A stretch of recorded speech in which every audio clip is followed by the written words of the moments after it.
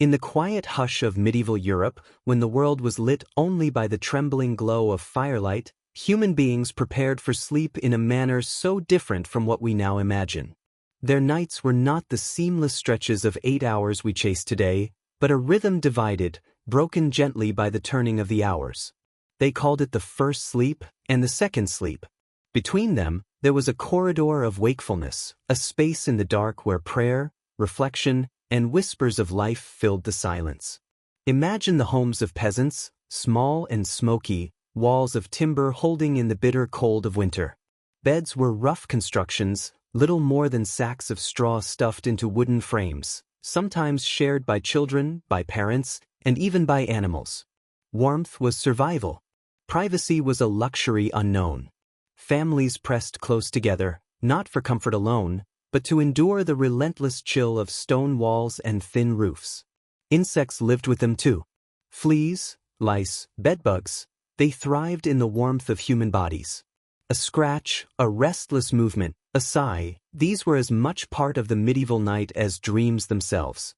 When the first sleep came, it came not as silence, but as surrender. The labor of the fields, the weight of prayer, the harshness of life, these pressed bodies into slumber. Hours passed. Then, as if by some hidden instinct, the sleepers awoke. Not all at once, not startled, but gently, as though the body knew this was the design of nature itself. Candles were lit. The hearth stirred back into flame. Some turned to prayer, whispering psalms in the deep of night, believing the hours between midnight and dawn to be sacred, closest to heaven's ear. Others mended tools, spoke softly with their kin, or even visited neighbors in the hush of starlight. Husbands and wives often found this interval to be a time of intimacy, when the weight of the day had fallen away, and the second sleep still waited to carry them into morning. For monks and nuns in stone monasteries, sleep was never indulgence. Bells rang at precise hours, calling them from beds so thin and hard they bruised the skin, into chapels lit by a single flame. They chanted in Latin, voices rising in the cold air, weaving sound into the silence of God's night. Then they returned to their cells, to seek again the second sleep, brief and shallow, before dawn demanded their labor. And always, in those hours of waking between sleeps, dreams were remembered. Dreams were not dismissed as idle images, but treasured as messages, warnings, or glimpses from beyond. A vision of wheat could mean abundance to come. A shadowy figure could carry warnings of sin. To wake in the night was not a disruption, but an invitation, to listen, to reflect, to commune with both earth and heaven. Thus the medieval night unfolded, not in one single unbroken stream, but in two halves, woven together by a secret passage of wakefulness. A rhythm older than clocks, older than factories, perhaps older than civilization itself. We, in our bright cities and glowing screens, may have forgotten it. But once, long ago, the night itself breathed in two great sighs, and human beings dreamed within its pauses. Midnight in the medieval world was not a place of fear alone, though shadows stretched long and silence pressed against the heart. It was a moment shaped by rhythm, a pause written deep into the flesh of human life. What we call insomnia today, they called simply the hours between. And far from cursing it, they accepted it as a gift. When the first sleep ended, men and women awoke without alarm or worry. There was no clock to accuse them, no glowing device to steal their rest. Instead, the dark room breathed with the sigh of coals in the hearth, the slow shuffle of animals in the corner, the sound of children turning in straw. The body rose because it was time, not commanded by duty, but beckoned by nature's cycle. For the peasant, the waking hours were practical. Bread might be kneaded in silence, prepared for baking at dawn. Tools dulled by yesterday's labor were sharpened by hand, sparks rising in the gloom. A mother nursed her child by firelight, whispering lullabies that wove together the fragility of life and the strength of love. A father might step outside, into the frost of night, to check his animals, or to look upward, at a sky black and immense, stitched with stars so bright they seemed like lamps of heaven. Yet these hours were not merely for work. They were hours of the soul. In villages where the church bell measured time, priests encouraged prayer between the two sleeps, believing the veil between man and God grew thin at this hour. Kneeling on rough floors, fingers clasped together, people whispered psalms with the same quiet intensity that they carried water or harvested wheat. For in their world, there was no separation between survival and devotion. Both were necessary. Both were sacred. Among the wealthier, the rhythm was no less observed. Nobles lay upon feather mattresses instead of straw, draped in wool or fur against the same winter cold that gnawed at the poor. They too awoke in the middle of the night. Some took the time for reading, parchments and prayer books held close to candlelight. Others spoke with spouses, sharing not only the warmth of bodies, but the warmth of thoughts. In these hushed conversations, deals were remembered, disputes reconsidered, and dreams retold. Sleep was not a straight road, but a winding path, and the midnight hours were places where minds met in quiet communion. In monasteries, however, the night's interruption was more severe. The bell, clanging through stone corridors, pulled weary monks from shallow sleep. They rose, bare feet against frozen floors, moving in lines like shadows into the chapel. The sound of their chants filled the air, deep, echoing tones, weaving prayers into the very bones of the building. Candles flickered, smoke rose, breath clouded in the cold. This was no private devotion, but a collective offering of the hours themselves. And when the chant ended, they returned to their cells, folding thin blankets about their shoulders, lying once more on wooden boards, seeking what remained of the second sleep. There was also, hidden in these hours, a human tenderness. Husbands and wives, separated by the exhaustion of the day, often found the midnight waking to be their time together. In the flickering light of embers, intimacy blossomed. For them, the interruption was not a burden, but a chance to draw close, when silence protected them from the demands of daylight. So the medieval night unfolded in layers: labor and prayer, love and reflection, fear and wonder. The interruption of sleep was not disorder. It was harmony, a rhythm written into the body, into the stars, into the turning of the world itself. We, who chase sleep as though it were prey, might pause to listen, might learn again that rest is not a single thing, but many things. A pattern, a cycle, a sacred interruption, a breath of night within the breath of life. In the stillness between sleeps, when the fire burned low and shadows deepened against the walls, dreams lingered like smoke in the memory of medieval men and women. To them, dreams were not idle phantoms of the mind, but messages, clues, warnings whispered from the unseen. Night itself was a scripture, and dreams its fragile text. Imagine a peasant woman, stirring awake after the first sleep. She recalls the image of a field, rich with golden wheat bending beneath the wind. For her, this vision was not chance. It was a promise of harvest, a prayer answered in the language of symbols. Another dream might show a dark figure at the door, or the image of a broken roof, and such visions filled her with unease. Dreams were carried into the waking interval, pondered by firelight, spoken aloud to husbands, wives, or children, who nodded gravely, knowing that every image bore weight. The Church taught that God might speak in dreams, but also that demons prowled the night, whispering falsehoods into sleeping minds. Thus each dream required careful thought, for the soul was never fully safe, even in sleep. A nightmare was not simply fear, it was a visitation, a sign that unseen forces pressed against the walls of the heart. The medieval mind moved easily between the visible and the invisible, the earthly and the divine.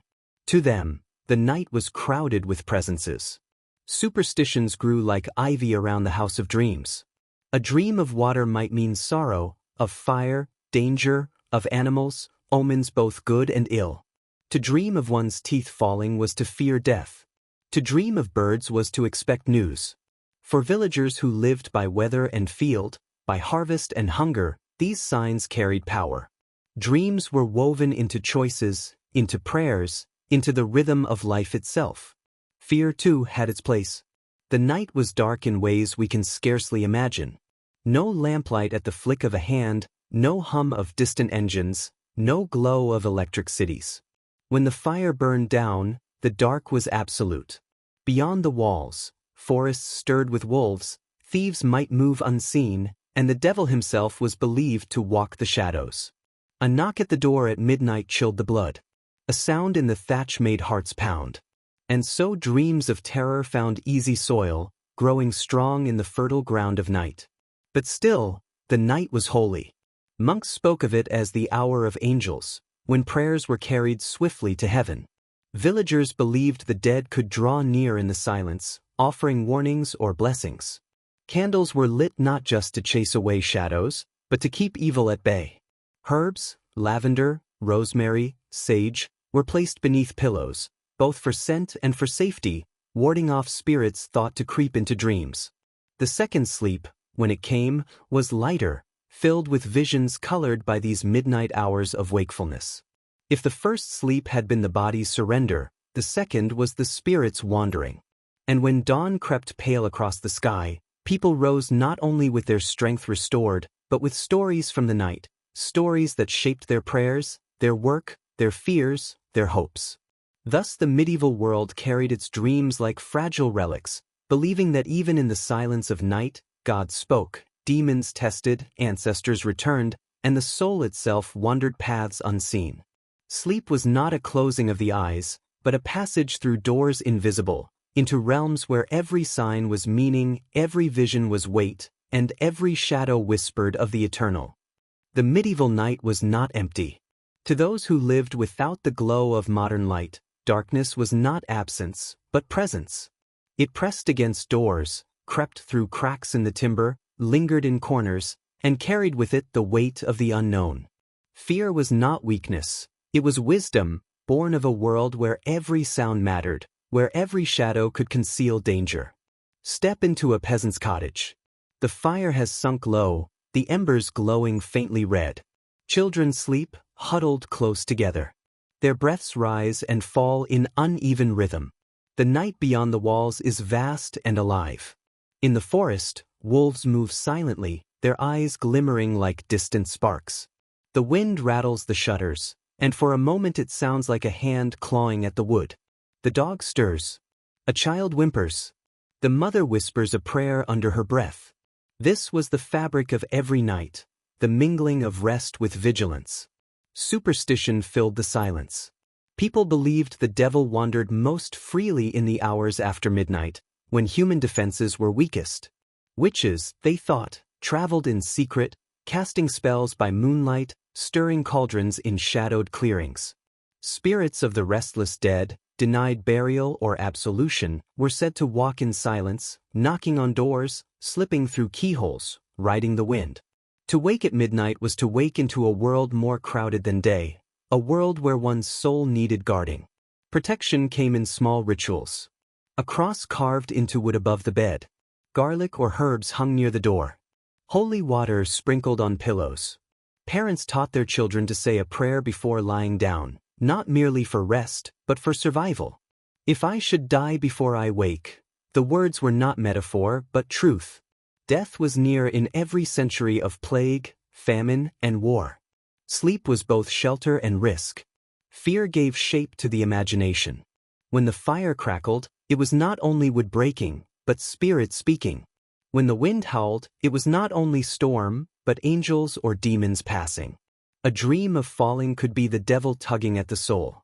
To sleep was to surrender control, to risk being touched by forces unseen. And so the night became a battlefield as much as a refuge. Even in castles and monasteries, the same shadows lingered. Stone walls kept out wolves but not fear. Monks, chanting in candlelight, believed their voices wove protection against spirits that stalked the hours before dawn. Knights, hardened in battle, admitted to fearing the long silence of the night, where no sword could defend the soul. Women whispered charms. Men muttered prayers. Every household, great and small, lived in dialogue with the darkness. And yet this fear was not despair. It was a thread in the fabric of faith. For what is courage, if not waking to the sound of wind and choosing still to pray? What is hope, if not lighting a single candle against a vast sea of dark? The medieval night was not conquered, it was endured, sanctified, and given meaning. Its fears shaped its prayers. Its shadows shaped its dreams. Thus, To live in the Middle Ages was to walk each night with the knowledge that the unseen was close. Darkness was never empty. It was full. Full of spirits, full of stories, full of the breath of God and the whisper of the devil. And every sleeper, whether peasant or noble, lay down not only to rest, but to wrestle with the mysteries that came alive when the sun was gone. In the medieval world, sleep was never only one person's journey. It was shared, bound by necessity, by custom, by love, and sometimes by simple survival. A bed was not private. It was a gathering place, a woven moment where family, strangers, and even animals lay side by side, chasing warmth in a world where cold and hunger never slept. Imagine a cottage in winter. The wind presses against the walls, rattling the shutters as snow drifts across the fields. Inside, the fire has burned low. A family of 5 curls together on a bed of straw, covered by rough woolen blankets patched and mended year after year. Children lie pressed against their mother's side, their breath warm against her skin. The father sleeps with his arm across them, a human shield against both chill and danger. At their feet, a dog curls tight, its fur a small comfort against the night's bite.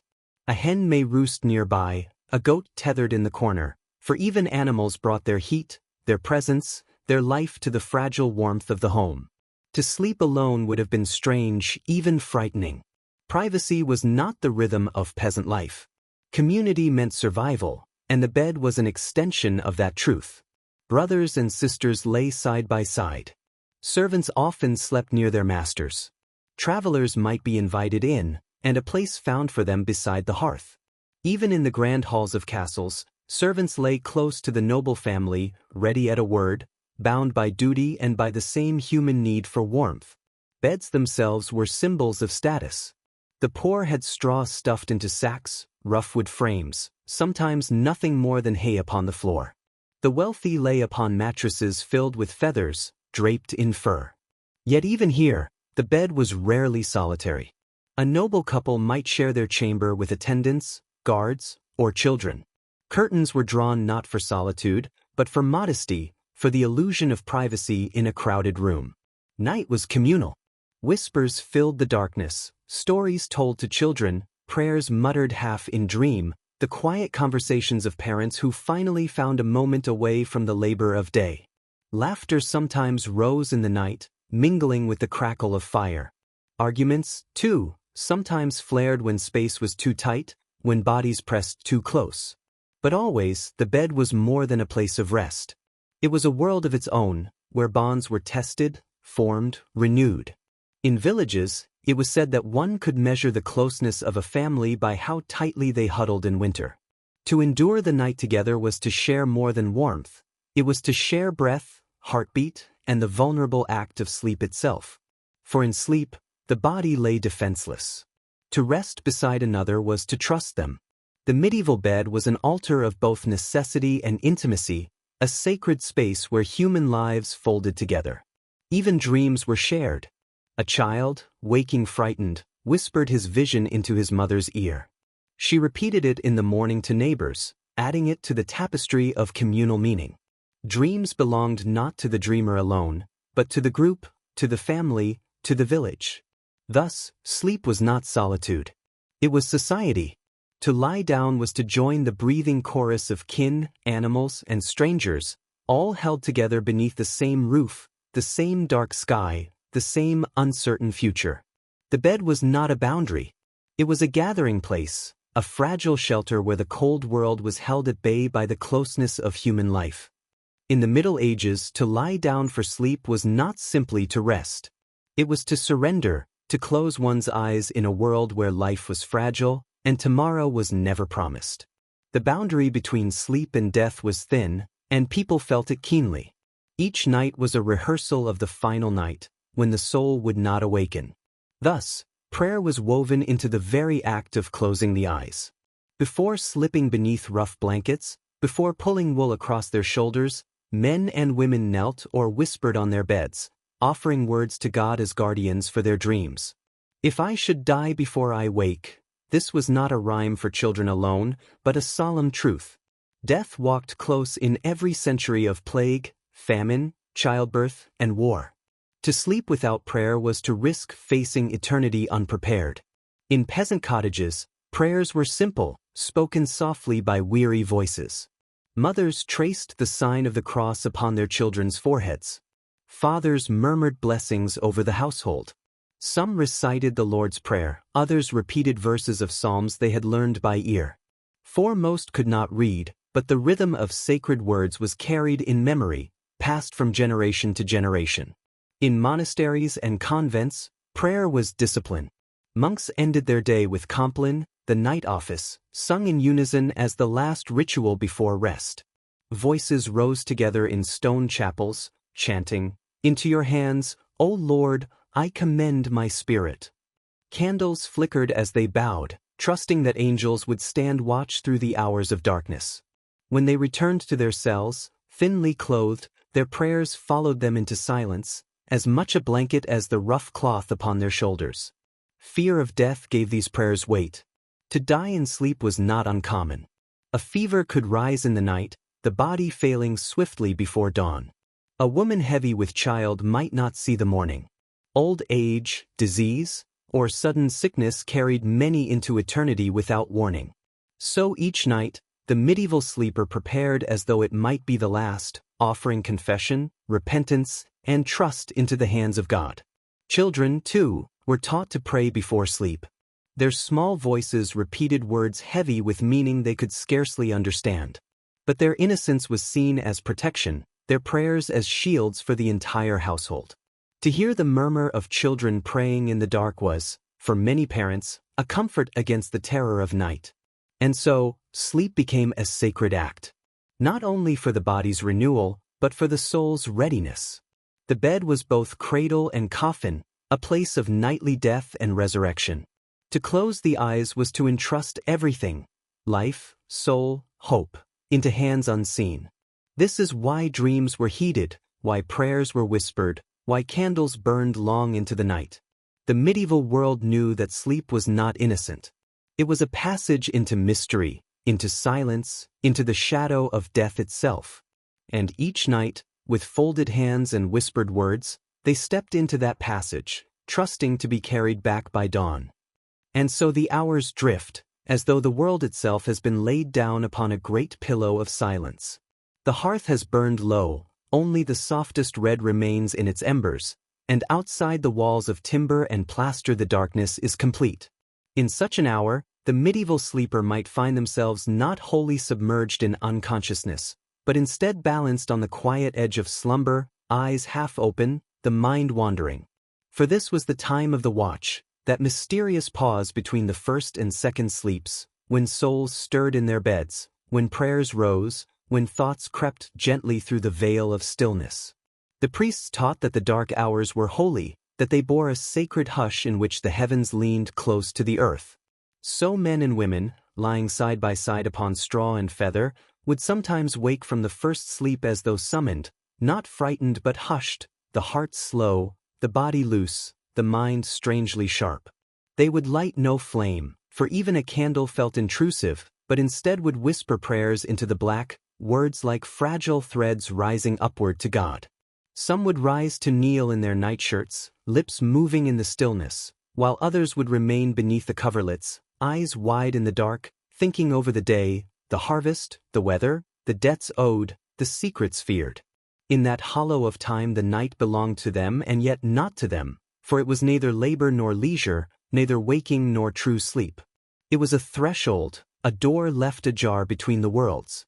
Old wives said that it was in those hours that dreams carried messages, that visions half remembered were the soul stepping out of the body for a while, wandering unseen paths.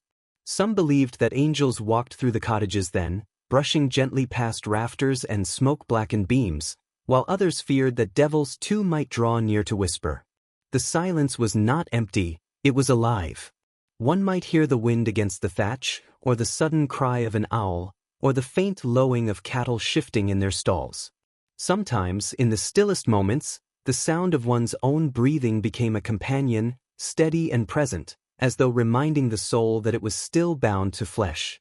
And when a child whimpered, or a neighbor stirred, all knew they shared in the same invisible rhythm, the same ancient pattern of first sleep, waking watch, second sleep. And thus the watch stretched, sometimes a half hour, sometimes longer, filled with murmured Ave Marias, with half-dreamt visions, with whispered confessions to the dark. Then slowly, like a tide withdrawing, the body would sink again, down into the second slumber, softer, deeper, richer. The mind, emptied of its restless thoughts, would give itself fully to night's embrace.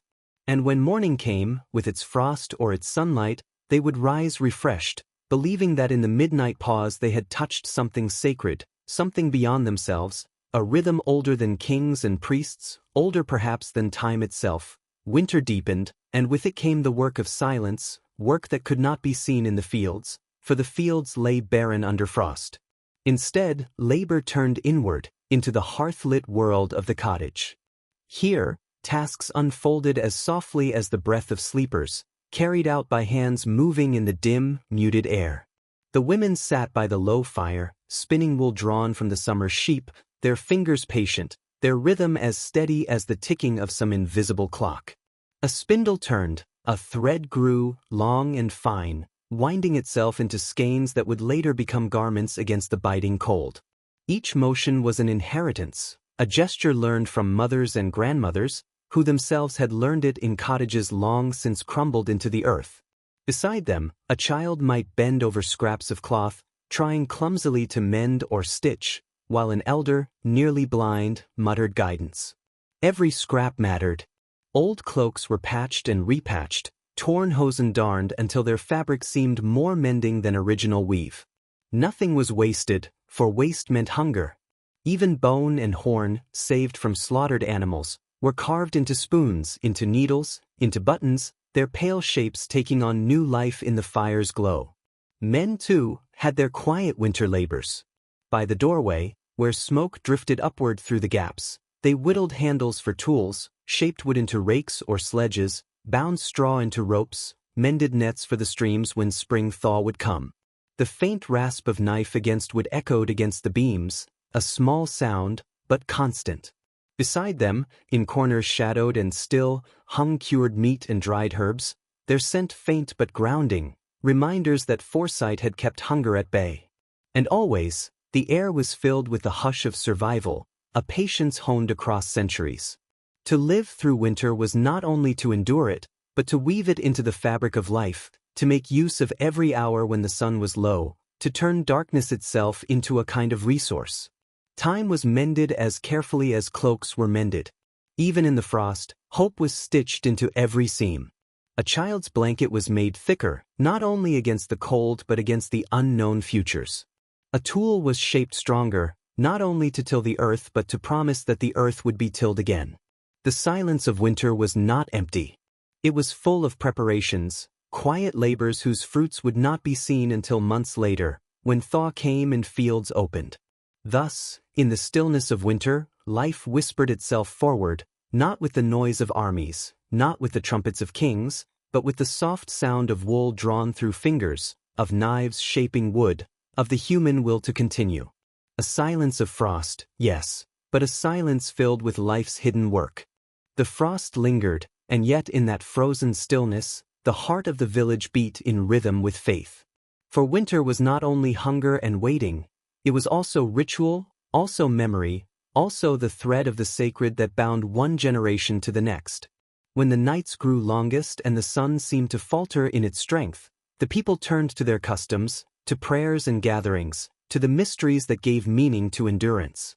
Within the small church at the village's center, its stone walls rhymed with frost, voices rose in hymns that drifted into the cold air like smoke. Candles guttered, their flames trembling but steady, and their light cast shadows upon the worn faces of saints painted on the walls. Those saints, solemn and watching, seemed almost to breathe in the light, as if they too shared in the vigil of the peasants. Faith was not an ornament, it was survival. To believe that God's hand guided the turning of the seasons was to find courage in the bitter cold. On holy days, the villagers gathered, bundled in furs, cloaks heavy with patches, boots stiff from frost. They trudged through the snow to kneel together, their breaths mingling in the cold nave. For them, the sacred calendar gave structure to the endless dark. Advent, Christmas, Epiphany, not simply feasts, but milestones along a road of endurance. Even Lent, which in summer might seem a hardship, was in winter another way to reckon hunger with meaning, to turn necessity into devotion. Beyond the walls of the church, the old folk carried older memories still. Whispers of midwinter fires, of charms against frost, of green branches kept in the house to remind them that life would return. Some muttered of solstice nights, when the veil was thin and the sun had to be coaxed back into strength. The church bells rang, yet in the silence between them lingered echoes of older rituals, half forgotten but never wholly gone. Children listened wide-eyed to stories told by the hearth, of saints who walked on frozen rivers, of miracles where bread appeared in the leanest of winters, of beasts that spoke on Christmas night. Such tales did not merely entertain, they wove wonder into endurance. For if miracles could happen, then so too could spring return. And so faith was not only in God, but in the community itself, in the neighbor who lent a loaf of bread, in the family who shared their last candle, in the hands that clasped together when storms raged and wind howled. The church's stones were cold, but its spirit was warmth. The rituals gave form to patience, turning suffering into sacrifice, endurance into hope. Thus the winter months were marked not just by hunger, nor by silence, but by a quiet procession of sacred moments. The holy days were like lanterns, set one after another along a darkened road, guiding the villagers toward the promise of thaw. And though famine loomed, though frost cracked the beams of cottages, though the nights seemed endless, still they believed. Belief was the greatest store they carried, greater than salted meat, greater than sacks of grain.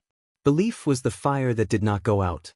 So the winter was endured not by bread alone, nor by the labor of hands, but by the unshaken faith that beyond every cold night there waited a dawn, and that the sun, weary but faithful, would rise again upon their fields. And then, imperceptibly at first, the world began to change. The frost that had held every roof, every branch, every fur-covered shoulder in its silent grip began to loosen. Tiny rivulets appeared along the eaves, trickling, singing the first soft notes of the year. The snow, white and still for months, softened under the sun's hesitant gaze. Even the air itself seemed to shift, carrying hints of moisture, of awakening earth, of life yet dormant but stirring beneath the frozen soil. For the medieval peasant, this first thaw was more than a season's change. It was a whispered promise. Every tiny drip from the roof, every faint smell of damp earth, was a sign that survival had continued, that the nights of darkness had passed, and that the cycle of work, of life, would begin anew. Children, who had slept huddled close in the cold, now pressed their noses to windows, watching for the first green tips, for the first birds returning from the south, for any motion that hinted at the world waking. The work of winter, carried out in silence, bore fruit in these days. Spindles were laid aside, knives set down, patches completed, stores carefully measured and counted. Every small preparation became a foundation for the labor of spring. Fields that had slept beneath snow would soon require plowing. Cattle, fed with the careful rationing of frozen months, would return to grazing. The rhythm of life, tested in the endurance of cold, found its next movement in the soft pulse of the thaw. Even the spirit felt lighter. The darkness that had seemed eternal in the long nights was softened by longer hours of light. Villagers emerged from cottages more freely, stretching limbs cramped by winter, greeting one another with smiles that were warmer than furs. And in the church, prayers shifted from pleas for survival to gratitude, for enduring frost, for enough bread, for the return of sun.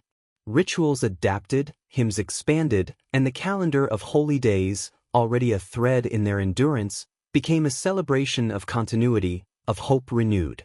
Yet in this awakening, there remained a quiet reverence for what had passed. The long hours of the dark had left their mark. In the wisdom of the elders, in the careful hand of the weaver, in the patience of the children.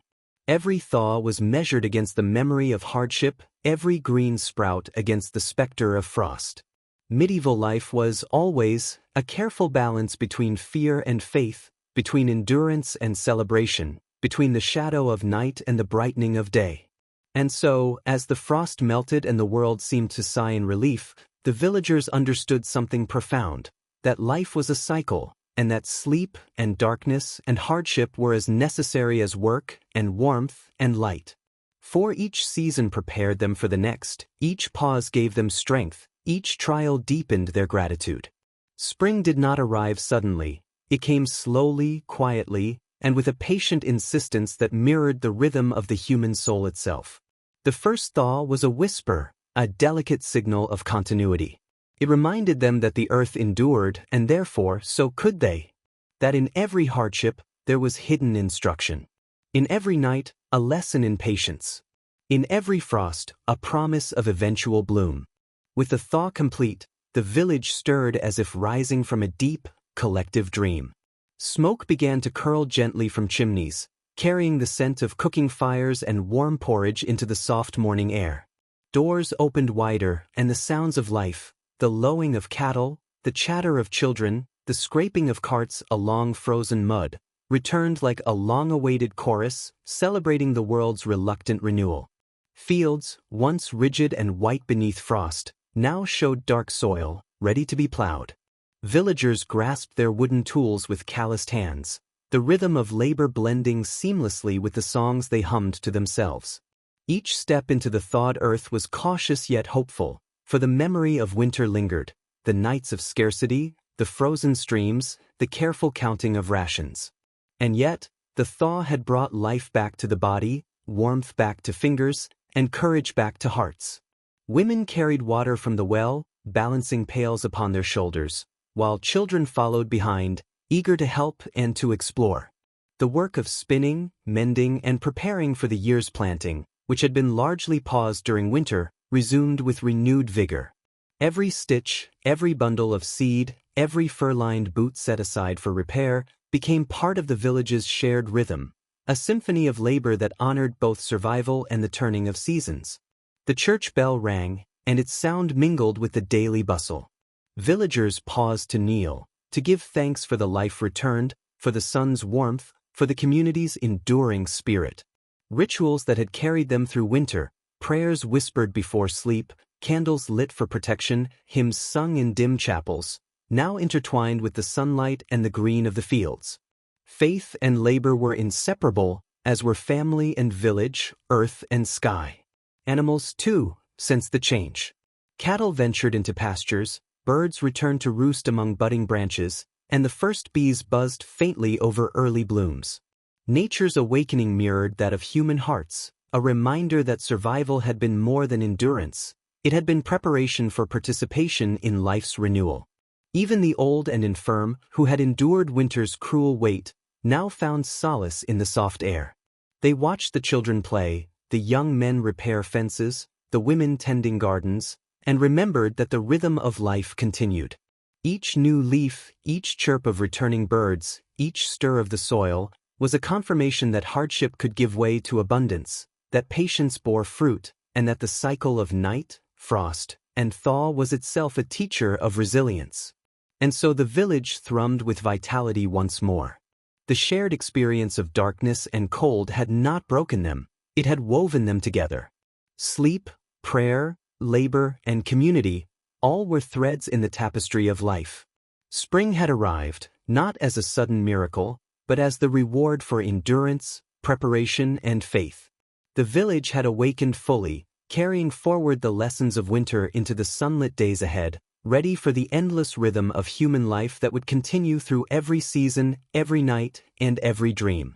Even as spring brought warmth and renewal, the medieval mind remained deeply attuned to forces unseen. Life was not lived in a vacuum of reason.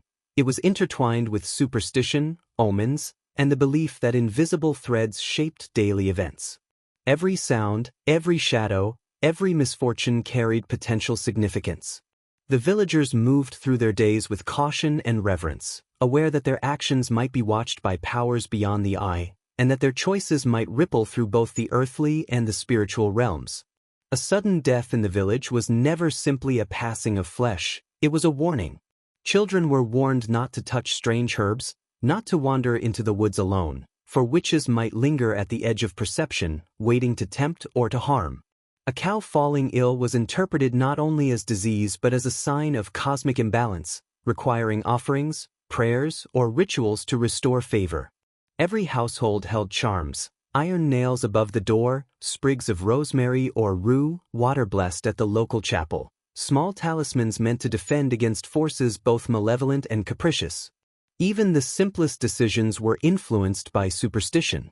Farmers checked the sky and the behavior of birds to forecast weather, believing that nature's subtle cues were messages sent from God or spirit. A woman preparing to bake bread might glance at the cracks in the oven or the pattern of smoke rising from the hearth, interpreting it as an omen of her household's fortune. Villagers lived in constant dialogue with these invisible realities, their movements choreographed by a careful respect for signs and warnings. Yet superstition was not only fear, it was also guidance.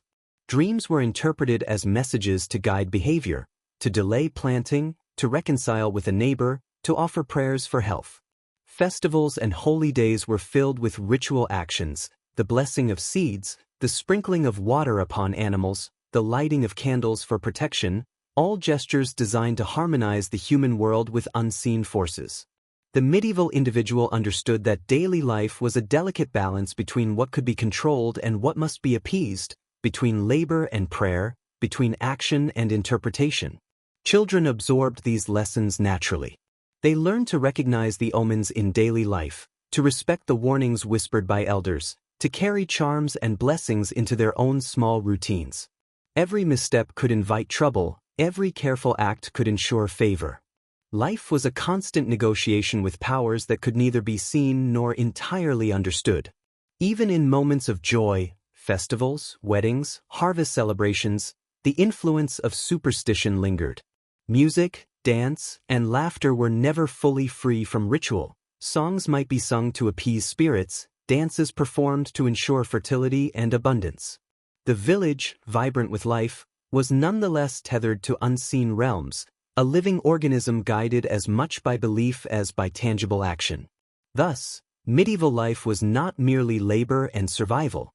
It was a delicate choreography of work, faith, and superstition, a perpetual awareness that the world extended beyond the material, that every event carried meaning, and that the unseen could, at any moment, alter the path of the day. In this interplay of the visible and invisible, the human spirit learned vigilance, respect, and humility, shaping a culture in which the threads of superstition were woven inseparably into the fabric of daily existence.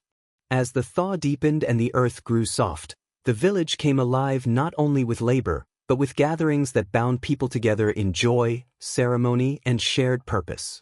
Festivals were not merely moments of respite from toil. They were essential threads in the social fabric, rituals that reinforced community, identity, and belief. Through them, villagers experienced the world as both tangible and sacred, a place where labor, faith, and superstition converged in harmony. On the feast of St. George, or the day marking the planting of spring crops, the village square would hum with activity. Men and women carried baskets of food, children darted between the legs of elders, and the scent of baking bread and roasting meats filled the crisp air. The church bell rang, calling the faithful to prayer, and its echo mingled with the laughter, music, and chatter of preparation. Even the smallest gestures were ceremonial: a loaf presented to the priest, a sprig of rosemary tucked into a doorway, a dance circle formed to honor both God and the cycles of the land. Music was never merely entertainment, it was ritual.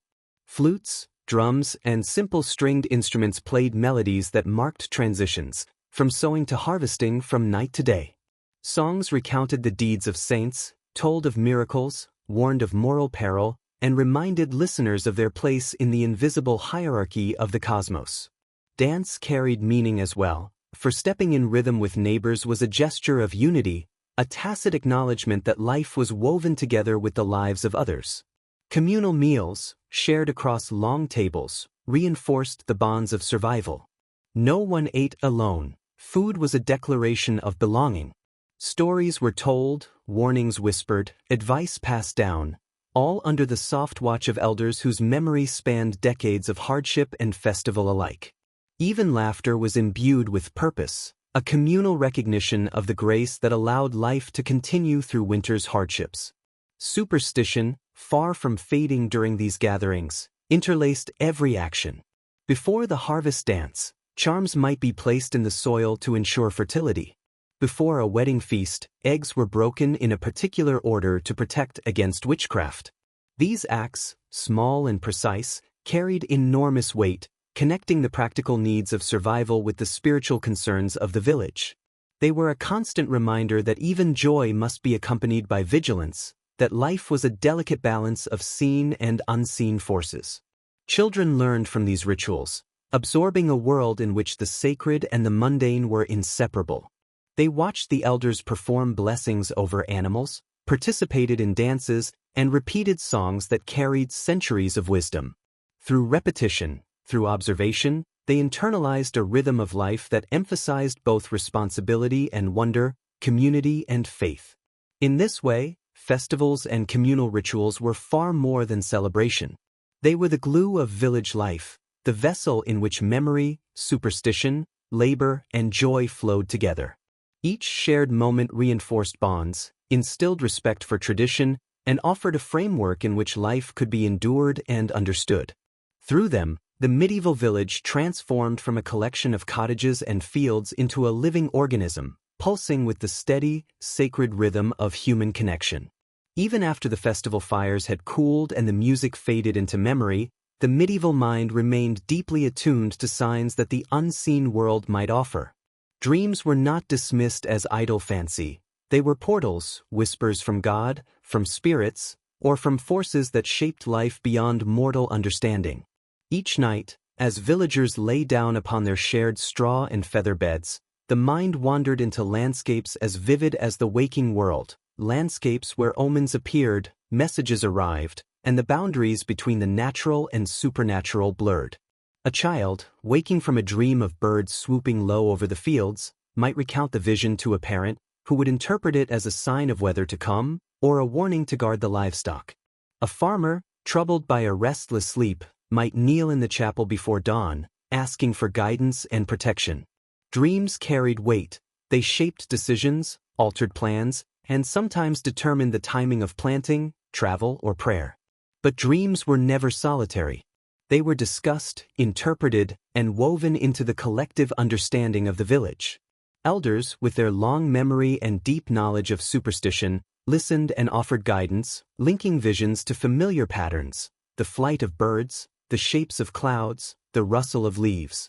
Every dream was a puzzle piece in a larger tapestry of life, a conversation between the mortal and the divine, the tangible and the hidden. At night, the interlude between first and second sleep became a sacred time of reflection. Adults would whisper prayers into the darkness, recounting the day's trials, giving thanks for survival, or petitioning for the safety of loved ones. The body rested, yet the mind wandered freely across both remembered and imagined worlds. Sleep was a conduit for insight, for intuition, for spiritual communion. In monastic cells, this reflection took a more structured form. Monks and nuns rose to pray during the night, moving silently through stone corridors, chanting verses that echoed against the cold walls. Their wakeful hours were both discipline and devotion, a bridge between the physical labor of the day and the eternal concerns of the soul. Outside, in the cottages, villagers' whispers and murmurs echoed the same rhythm, the intertwining of survival, faith, and the search for understanding. The lessons of the night were never lost. Warnings gleaned from dreams guided action. Visions reinforced community values, teaching caution, patience, and respect for forces beyond human control. And through it all, the delicate balance between fear and hope, between superstition and faith, was maintained, forming the backbone of medieval consciousness. Thus, the village lived not only in the visible world of labor, harvest, and festival, but also in the invisible realm of dreams, omens, and spiritual reflection.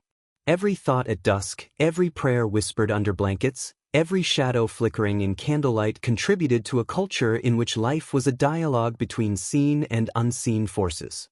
Through this intricate web, humans sought meaning, security, and understanding, carrying the lessons of night and dream into the light of day, as their lives moved steadily forward within the rhythm of the seasons.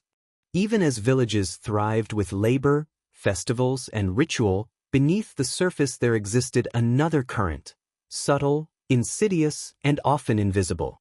Life in the medieval world was bound tightly to superstition and spiritual belief, and in this interwoven reality, fear had a voice. It whispered in the corridors of cottages, in the shadowed corners of fields, and in the spaces between neighbors' words. The seeds of suspicion were sown early, nurtured by uncertainty, misfortune, and the ever-present sense that unseen forces could intervene at any moment. A neighbor's livestock falling ill, a sudden illness in a child, or a string of bad weather could transform normal concern into suspicion. The unseen was blamed. Malice was imagined. Rumors began as whispers, yet in a small, tightly knit village, they spread quickly, gaining weight and urgency. One remark, half forgotten, became a narrative. A glance across the market square became proof of guilt. Fear, subtle at first, grew into a communal force, shaping behavior, controlling speech, and guiding decisions in ways that reason alone could not contain. Women, particularly those living at the margins, widows, healers, or those who defied convention, often bore the brunt of these suspicions. Their knowledge of herbs, their independence, or simply their difference made them visible targets. In the dark hours of reflection, when dreams were vivid and omens were read, these women were sometimes imagined as conduits for unseen powers, both revered and feared. The same society that celebrated their skill in curing illness also whispered that they might curse the cattle, cloud the skies, or harm a neighbor through forces beyond understanding. In the church, sermons reinforced the duality of fear and faith. Preachers spoke of the devil's temptations, of spirits lurking unseen, of moral peril waiting in small acts of negligence. Every act of kindness could be misunderstood, every failure amplified. Villagers internalized these warnings, carrying the weight of vigilance into their daily lives. Social cohesion required constant attention, yet the very tools used to maintain order, rituals, charms, prayers, also became channels for anxiety. Thus, the ordinary rhythm of medieval life, work, sleep, prayer, celebration, was shadowed by suspicion. A cough, a sudden misfortune, or an inexplicable event could spark fear that spread through the village like a slow, creeping frost. Communities learned to navigate these tensions carefully, balancing reason and ritual, generosity and caution, trust and suspicion. The line between reality and imagination blurred, and the human heart, always alert, found itself suspended between comfort and dread. It was in these quiet, often overlooked moments, between candlelight and darkness, between work and sleep, that the threads of fear, superstition, and social tension were woven tightly into the fabric of daily life. This undercurrent, subtle yet persistent, would, over the centuries, rise with force in certain moments of history, erupting into events that would shake communities to their foundations. And so, as the villagers went about their chores, tended their animals, and shared their meals, an invisible force lingered, a reminder that society is as much governed by the imagination of fear as by the tangible realities of labor and law. The shadows whispered, and the people listened, weaving caution and ritual into every breath, every movement, every decision, preparing unknowingly for a world in which fear could become far more powerful than reason. Across the ocean in the year 1692, the delicate balance of fear, superstition, and daily life in a small New England village began to twist into something far more dangerous. Salem, Massachusetts, a tight-knit community already steeped in religious devotion, strict social codes, and an ever-present awareness of unseen forces, became fertile ground for the eruption of collective anxiety. What had once been whispers in the shadows now threatened to consume an entire village. It began subtly, with the behavior of two young girls, whose strange fits and convulsions could not be explained by ordinary means. Their contortions and cries seemed to carry messages beyond comprehension. In a society where the spiritual world was intertwined with the physical, these actions were more than curiosity. They were warnings, signs that evil had penetrated the heart of the community. Neighbors watched, concerned and fearful, interpreting these events through the lens of scripture, superstition, and rumor. Spectral evidence, the testimony that a spirit or apparition had inflicted harm, became a powerful force in the courts. Words once whispered privately now shaped the destinies of entire families. If a neighbor's child fell ill or livestock died unexpectedly, fingers turned and accusations were made. In Salem, fear was contagious. Suspicion spread as quickly as a winter's chill, settling into homes, streets, and hearts, and creating a climate where reason was overshadowed by terror. Marginalized individuals, particularly women who were widowed, outspoken, or socially unconventional, became targets. Their independence, knowledge of herbal remedies, or deviation from strict Puritan norms marked them as potential instruments of maleficence. Fear transformed difference into danger, and difference into guilt. Each accusation, each trial amplified the hysteria, creating a feedback loop in which fear validated itself. The fabric of daily life began to fray. Neighbors looked warily at one another. Friends became wary witnesses. Family ties were strained by suspicion. Public gatherings, once celebrations of faith and community, were overshadowed by paranoia. Sleep, that ancient sanctuary, offered little reprieve. Dreams were haunted by accusation, judgment, and the omnipresent threat of unseen forces. The natural rhythm of life, work, prayer, rest, was interrupted by an invisible hand of fear. Amid this turmoil, the courts accepted testimonies that would seem unimaginable today. Afflictions, visions, and ghostly attacks were given weight equal to tangible evidence. Lives were ruined on the strength of an apparition seen by one, reported by another, and believed by all. Justice, once a steady anchor, wavered under the tides of superstition and social tension. Salem became a mirror of the medieval village in which fear was woven into daily life, but magnified to the scale of collective hysteria. And yet, in this darkness, there were glimmers of reason, quiet voices questioning the legitimacy of spectral evidence, urging caution, reminding the community of the peril of yielding to fear. But the momentum of terror was relentless, as if the village itself had been caught in a current too strong to resist. Every accusation fed another, every whispered suspicion fanned the flames, until the once ordinary rhythms of life were overwhelmed by a shadow of collective dread. Salem, like many communities before it, became a stark illustration of how fear, superstition, and social tension, left unchecked, can transform human societies. The invisible threads that had always guided behavior, caution, ritual, belief, had snapped under the strain, leaving a landscape of suspicion and tragedy in their wake. And so, as the church bells tolled and children played cautiously near their homes, the shadow of hysteria grew longer, a dark echo of the fragile balance between faith and fear, reason and rumor, that governs human life. As the hysteria in Salem deepened, the village that had once thrived on the rhythm of labor, faith, and communal bonds now faced a new order, an order dictated by fear.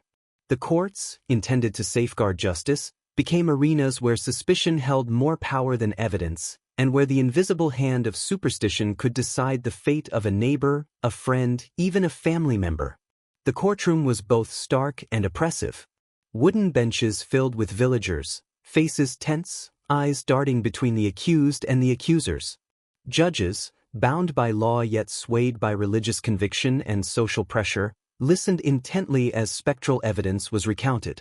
Testimonies described apparitions, pinches, and torments inflicted by unseen hands, often attributed to women who lived alone, who healed with herbs, or who simply did not conform to the rigid expectations of the community.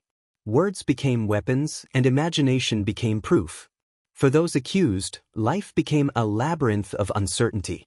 Sleep offered no comfort, for dreams were haunted by visions of judgment, by the fear of unseen claws, by whispers in the darkness claiming guilt. Families lived in constant anxiety. Homes once safe were now under scrutiny. Children were cautioned to speak only when spoken to, lest a misinterpreted remark become damning. The social fabric, carefully woven over generations, began to fray under the relentless weight of accusation. Accusations were rarely impartial. Personal grievances, jealousy, or resentment could take the form of supernatural charges. A neighbor's jealousy over land, a rivalry over marriage prospects, or a dispute over work in the fields might be transformed into a claim of witchcraft. In a society where every misfortune could be interpreted as divine punishment or demonic interference, personal vendettas assumed a terrifying legitimacy. Trust eroded, and suspicion became a currency more valuable than reason. Trials themselves became spectacles, public affirmations of fear. The accused were examined, questioned, and condemned in a process where innocence was presumed impossible and defense was nearly meaningless. Spectral evidence alone could tip the scales, and a community eager for justice against an invisible enemy often leaned toward conviction.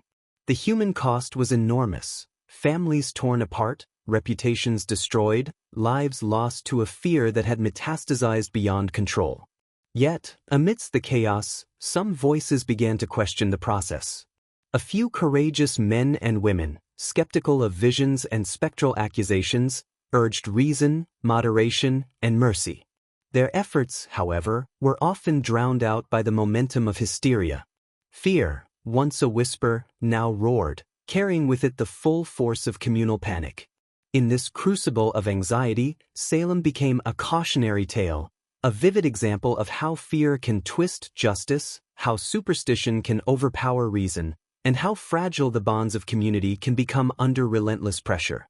The trials were more than legal proceedings. They were social barometers, revealing the deep currents of human tension, the consequences of unchecked suspicion, and the tragic human cost when society allows fear to govern judgment. Even as the gavel fell and sentences were pronounced, the village could not return to its previous rhythm. The shadow of hysteria lingered, a reminder that fear, once given power, leaves a mark far deeper than any physical wound, reaching into hearts, into dreams, and into the collective memory of a people. As the trials unfolded, the fear that had once whispered quietly in Salem now erupted into acts of irreversible consequence. The accused, often women of modest means, widows, or those who deviated from strict social norms, faced the stark reality of punishment, imprisonment, public humiliation, and, for some, execution. The village's collective anxiety was no longer contained in whispers or fearful glances. It manifested in the cruel certainty of hanging ropes, the heavy clang of prison doors, and the hollow echo of justice twisted by superstition. The gallows became a grim centerpiece of the community. Those condemned stood before the villagers, their faces pale with fear, their hands trembling as cords were fastened.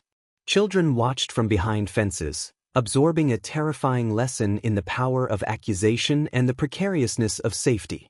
The women, accused not only of alleged witchcraft but of threatening the fragile social order, were forced to endure the spectacle of judgment, their dignity tested under the harsh scrutiny of neighbors, clergy, and law. Imprisonment was its own torment. Cells were cramped, damp, and dark, offering little respite from the harsh realities of disease, cold, and hunger. Families could only visit briefly, if at all, and communication with the outside world was tightly controlled. Each day behind bars intensified the psychological strain, leaving the accused to confront not only their fate but the relentless weight of public suspicion. Dreams, once a source of guidance and reflection, became haunted spaces where fear and despair intertwined, deepening the suffering of those already trapped by society's fears. Yet the impact of the hysteria extended far beyond the individuals condemned. The social fabric of Salem itself was torn. Friends and neighbors turned against one another, family bonds strained under suspicion, and the village's daily rhythms of work, prayer, and communal life were disrupted by pervasive dread. Trust eroded, and the once tightly knit community found itself fractured, its cohesion replaced by the corrosive influence of fear. The consequences lingered long after the hangings ceased. Even those who survived the trials bore scars, reputations tarnished, livelihoods destroyed, and a lingering sense of vulnerability that no reassurance could fully dispel. The village, though outwardly returning to routine, carried the memory of injustice in every glance, every whispered conversation, every shadowed corner. The Salem witch trials became a cautionary echo through history, demonstrating the human cost when fear overrides reason and when social tension becomes weaponized. Amid the darkness, however, some began to question, to reconcile, and to repair. Skepticism grew, pardons were eventually issued, and a recognition of wrongful convictions emerged. But the echoes of hysteria, the lessons of human fragility and collective panic, remained etched in the memory of Salem. The trials became both a historical warning and a mirror, reflecting the dangers of unbridled fear, the vulnerability of justice under pressure, and the fragile balance between belief, reason, and morality. Thus, in the shadow of the gallows and the cold stone of prison walls, the human spirit witnessed its own vulnerability, and the village, forever changed, learned that fear, once given power, leaves an enduring mark, shaping not only the lives of the present but the lessons passed to generations yet to come. As the smoke cleared from the trials and the echoes of the gallows faded into memory, Salem faced the daunting task of reckoning with what had occurred. The village, once a bustling community of work, faith, and daily ritual, was now scarred by suspicion, grief, and the haunting knowledge of lives lost. Families mourned the innocents taken, neighbors struggled to rebuild trust, and the social bonds that had once knit the village together had been severely tested. Reflection became necessary, though painful. Skeptics, previously marginalized or ignored, now found voice. They questioned the validity of spectral evidence, criticized the excesses of fear-driven justice, and reminded the village that reason must temper belief. The courts began to acknowledge errors, issuing pardons to those wrongly accused, yet even these gestures could not fully erase the psychological and social wounds inflicted by months of paranoia. The lessons of Salem were manifold. First, they underscored the fragility of justice when fear supersedes evidence. A community, no matter how devout or orderly, could unravel under collective anxiety, allowing rumor and suspicion to dictate outcomes that reason would never permit. Second, they illuminated the vulnerabilities of marginalized individuals, those without family, wealth, or conventional status, whose lives could be weaponized by others' fears and grievances. And third, they highlighted the enduring human tendency to interpret the unseen, the unknown, and the inexplicable as moral or spiritual tests, often with devastating consequences. Yet from this darkness emerged a cautious wisdom.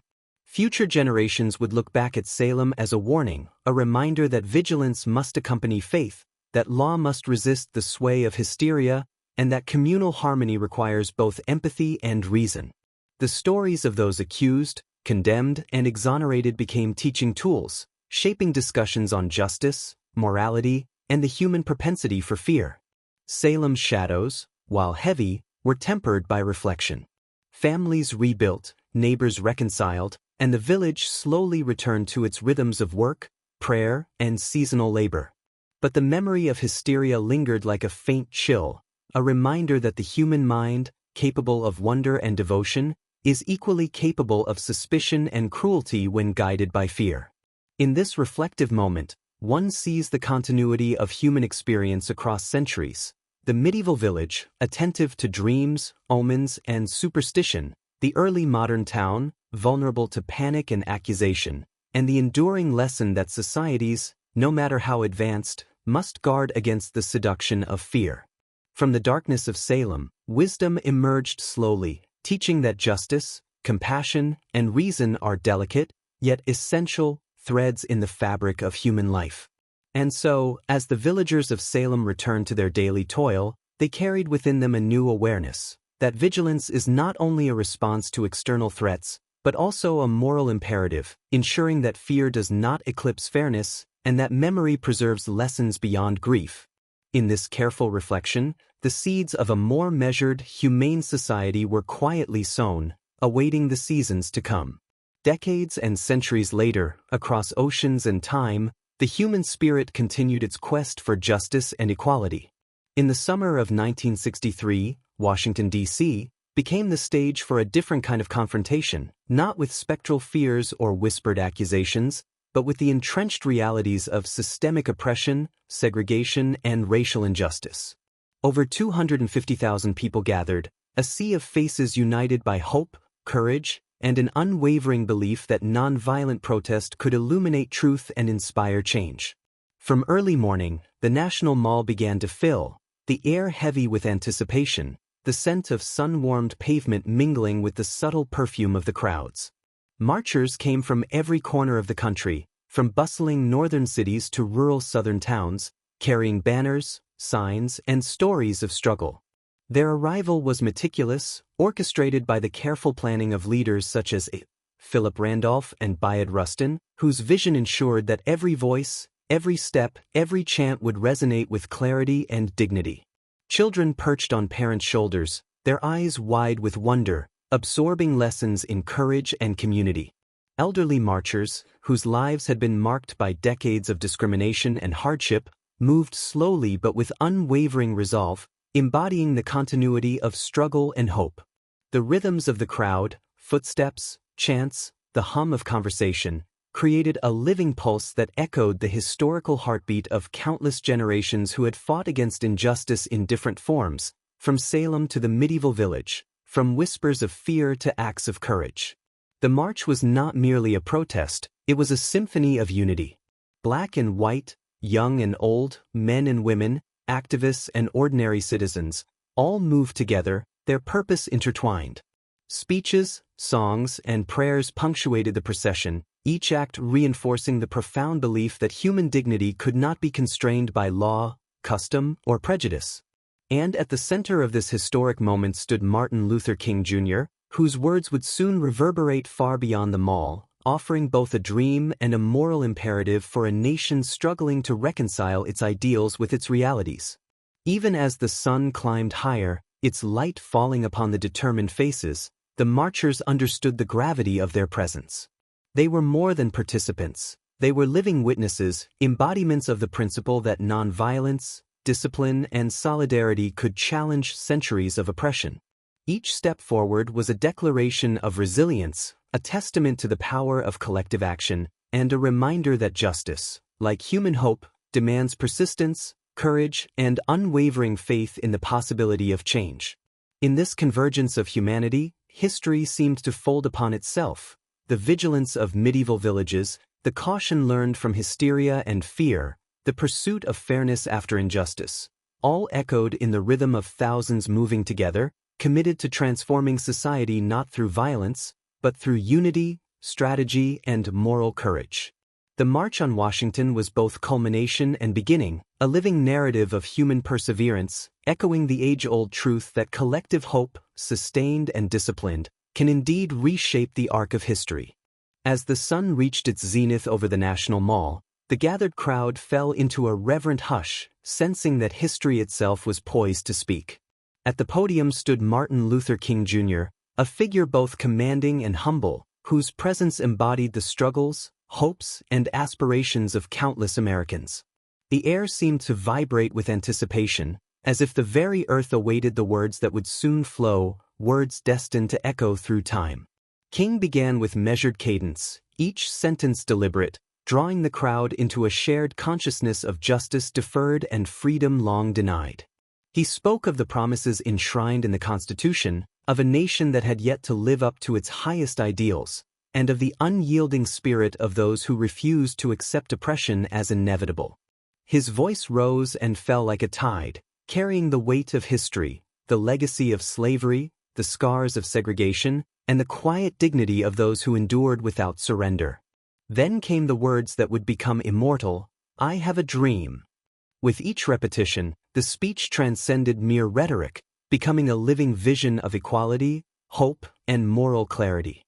King painted pictures with words, children of all races playing together, citizens judged not by the color of their skin but by the content of their character, communities united in peace and justice. Each phrase was both a plea and a prophecy, a reminder of the work yet to be done and the world that could be achieved. The crowd responded not just with applause, but with a profound, almost sacred energy. Hands rose in unity, voices joined in song, and hearts beat in synchrony with the rhythm of justice being called forth. King's vision was at once personal and collective, addressing the pain of individuals while galvanizing an entire movement. It reminded everyone present that the arc of history bends toward justice not automatically, but through courage, commitment, and shared purpose. Even beyond the immediate impact on those gathered, the speech resonated like ripples across time. The careful planning of the march, the peaceful discipline of the marchers, and the centuries of struggle preceding this moment all converged in King's voice. In it, echoes of past injustices, from medieval superstition to Salem hysteria, were transformed into a call for moral clarity, reminding humanity that vigilance, empathy, and courage must accompany hope. For the participants, the words were both inspiration and affirmation. For the nation, they became a moral compass, a beacon signaling the possibility of change. And for history itself, King's speech crystallized a moment when collective action, disciplined strategy, and eloquent moral vision intersected, leaving a legacy that would guide generations in the ongoing pursuit of equality and justice. In that moment, the March on Washington became more than a protest. It became a living testament to the enduring power of voice, vision, and unity. The dream spoken aloud connected past struggles with present hope, weaving together human resilience across centuries, and reminding the world that even in the face of entrenched injustice, courage, faith, and collective action could illuminate a path toward a brighter, more equitable future. As the crowds dispersed from the National Mall, the March on Washington left more than footprints on the pavement. It left an indelible imprint on the consciousness of a nation. The energy of the day, calm, disciplined, yet electrifying, carried a message that reached far beyond the assembled participants. It was a living declaration that collective, nonviolent action could pierce the walls of entrenched injustice and demand recognition, not through force, but through moral clarity and unity. Legislators and policymakers could no longer ignore the voices of hundreds of thousands calling for equality, voting rights, and economic justice. The march was both a spectacle and a strategy, a convergence of careful planning, disciplined protest, and visionary leadership. Figures like Bayard Rustin and Philip Randolph ensured that the movement remained orderly, reinforcing the legitimacy of the demands while magnifying their visibility. In doing so, the march transformed public perception, highlighting the dignity, patience, and perseverance of those who had been denied full citizenship and basic human rights for generations. While immediate legislative victories were limited, the march catalyzed momentum that would soon reshape American law. The Civil Rights Act of 1964 and the Voting Rights Act of 1965 emerged from the pressure, persistence, and moral authority exemplified in that August gathering. These milestones, though imperfect and only partial remedies, represented tangible progress, a bridge between hope expressed in words and hope enacted through policy. Beyond legislation, the march resonated culturally and psychologically. It demonstrated the power of diverse coalitions, black and white, men and women, young and old, united in a common purpose. Songs, chants, and speeches became a living archive of determination, recording the human capacity to confront systemic oppression with dignity and courage. Even those who could not attend felt the reverberations, inspired to participate in local struggles, challenge injustice, and affirm the rights of the marginalized. The March on Washington also illuminated the enduring truth that social change is iterative, cumulative, and sustained. One day of action did not dismantle centuries of systemic inequality, but it provided a model that disciplined, nonviolent, collective efforts could alter the moral and political climate. History had shown, from medieval villages bound by superstition to Salem consumed by fear, that human societies are profoundly shaped by shared perception and communal response. In 1963, the marchers harnessed that principle for justice, using unity and moral conviction to bend the arc of history toward equality. As dusk fell over the mall and participants returned home, the echoes of the speeches, songs, and chants lingered in the air, mingling with the memories of centuries of struggle. The march became more than an event. It became a living symbol of human resilience, a reminder that courage, when combined with collective action, can challenge even the deepest structures of injustice. And in the hearts of those who bore witness, the hope expressed that day, King's dream articulated so vividly, continued to shine, lighting a path forward for generations yet to come. Amid the grandeur of history, It is often the quiet, personal stories that carry the deepest truths. On that August day in 1963, the March on Washington was not only a monumental political statement but also a tapestry of individual courage, resilience, and hope. Each marcher brought with them a lifetime of experience, struggle, and determination, ordinary people whose presence became extraordinary through their collective purpose.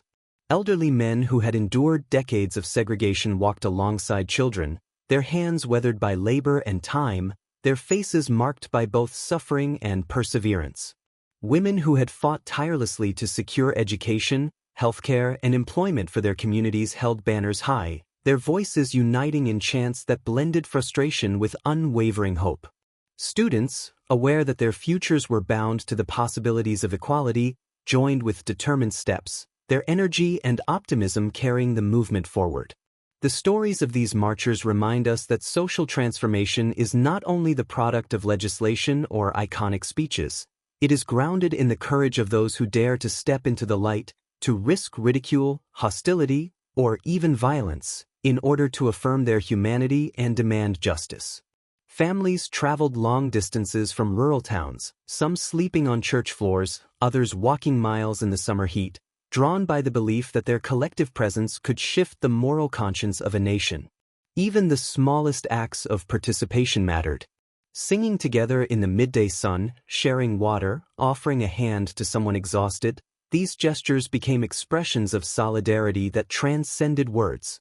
The marchers' unity, black and white, young and old, from diverse regions, became a living lesson in the power of empathy and mutual support. In their steps, one could trace the echoes of human struggle across centuries, the vigilance of medieval villages, the lessons of Salem, the quiet perseverance of ordinary people seeking fairness and understanding. The personal dimension of the march also emphasized the interdependence of courage and hope. Many marchers had faced systemic barriers, denied education, threatened by violence, ostracized by neighbors, and yet, they arrived on the mall not in anger alone, but with the conviction that change was possible. Their voices, their faces, their very presence transformed history into something tangible and immediate, a reminder that movements are sustained not only by leaders or ideas, but by the countless individuals who embody them in daily life. Through these stories, the March on Washington teaches that courage is both collective and personal, that progress is woven from innumerable acts of bravery, and that the moral arc of society is shaped by the willingness of ordinary people to confront injustice, speak truth, and move forward together. The marchers, in their diversity and dedication, offered a living testament to the enduring capacity of humanity to seek justice, to dream boldly, and to act with unwavering resolve. As the sun set over the National Mall and the crowds dispersed, the March on Washington left behind more than memory. It left a legacy, an enduring testament to the power of collective action, moral courage, and unyielding hope. The impact of that historic day rippled outward, shaping legislation, inspiring communities, and affirming the capacity of ordinary people to challenge systemic injustice. In the immediate aftermath, the nation grappled with the moral urgency the march had illuminated. The Civil Rights Act of 1964 and the Voting Rights Act of 1965 became tangible markers of progress, yet the significance of the march extended far beyond statutes.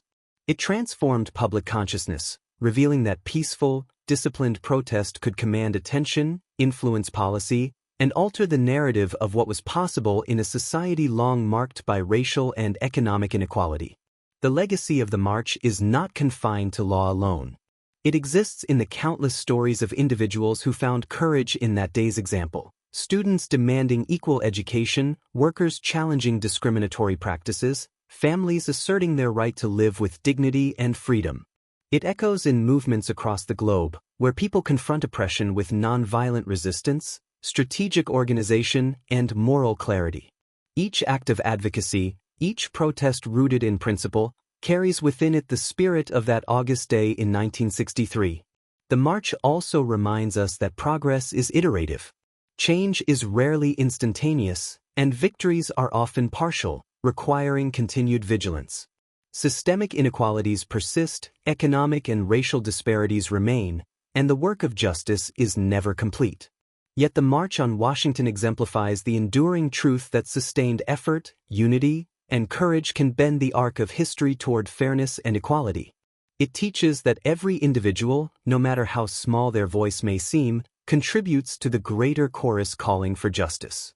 Looking back across centuries, from the whispers of fear in medieval villages, through the tragedies of Salem, to the disciplined protest of 1963, we see a pattern. Human societies are shaped by belief, by fear, by courage, and by collective action. Lessons from the past inform the present, illuminating the pathways by which ordinary people can confront injustice, resist oppression, and cultivate hope. The march stands as a bridge across time, connecting the struggles of yesterday with the aspirations of today, reminding us that justice is not merely a destination but a continuous journey. In the quiet reflection that followed, the voices of those marchers, proud, hopeful, resolute, reminded the world that history is alive, that courage resonates across generations, and that the dream of equality is both fragile and enduring. Each step taken that day, each speech delivered, each hand held in solidarity, continues to inspire, teaching that the human spirit, when united in purpose, can challenge even the deepest structures of injustice, leaving a legacy that transcends time itself. Long before the streets of Washington echoed with chants for justice, and centuries before Salem trembled under the weight of fear, Rome's streets and Senate chambers were alive with a different kind of struggle. A struggle for power, influence, and recognition, often constrained by the strict boundaries of gender. At the heart of this story stands Fulvia, a woman whose ambition, intelligence, and determination defied the patriarchal norms of the late Roman Republic. Born into a society where women were expected to remain in the private sphere, Fulvia refused to accept invisibility. Through her marriages to powerful men, first to Publius Clodius Pulcher, then to Gaius Scribonius Curio, and finally to Mark Antony, she maneuvered herself into the center of political intrigue, not as a silent companion, but as a decisive actor. Fulvia's influence was subtle yet formidable. She advised her husbands, managed alliances, and wielded both charm and cunning to shape political outcomes. Her power, however, was not limited to counsel behind closed doors. Fulvia was bold, taking visible, tangible action in a world dominated by men.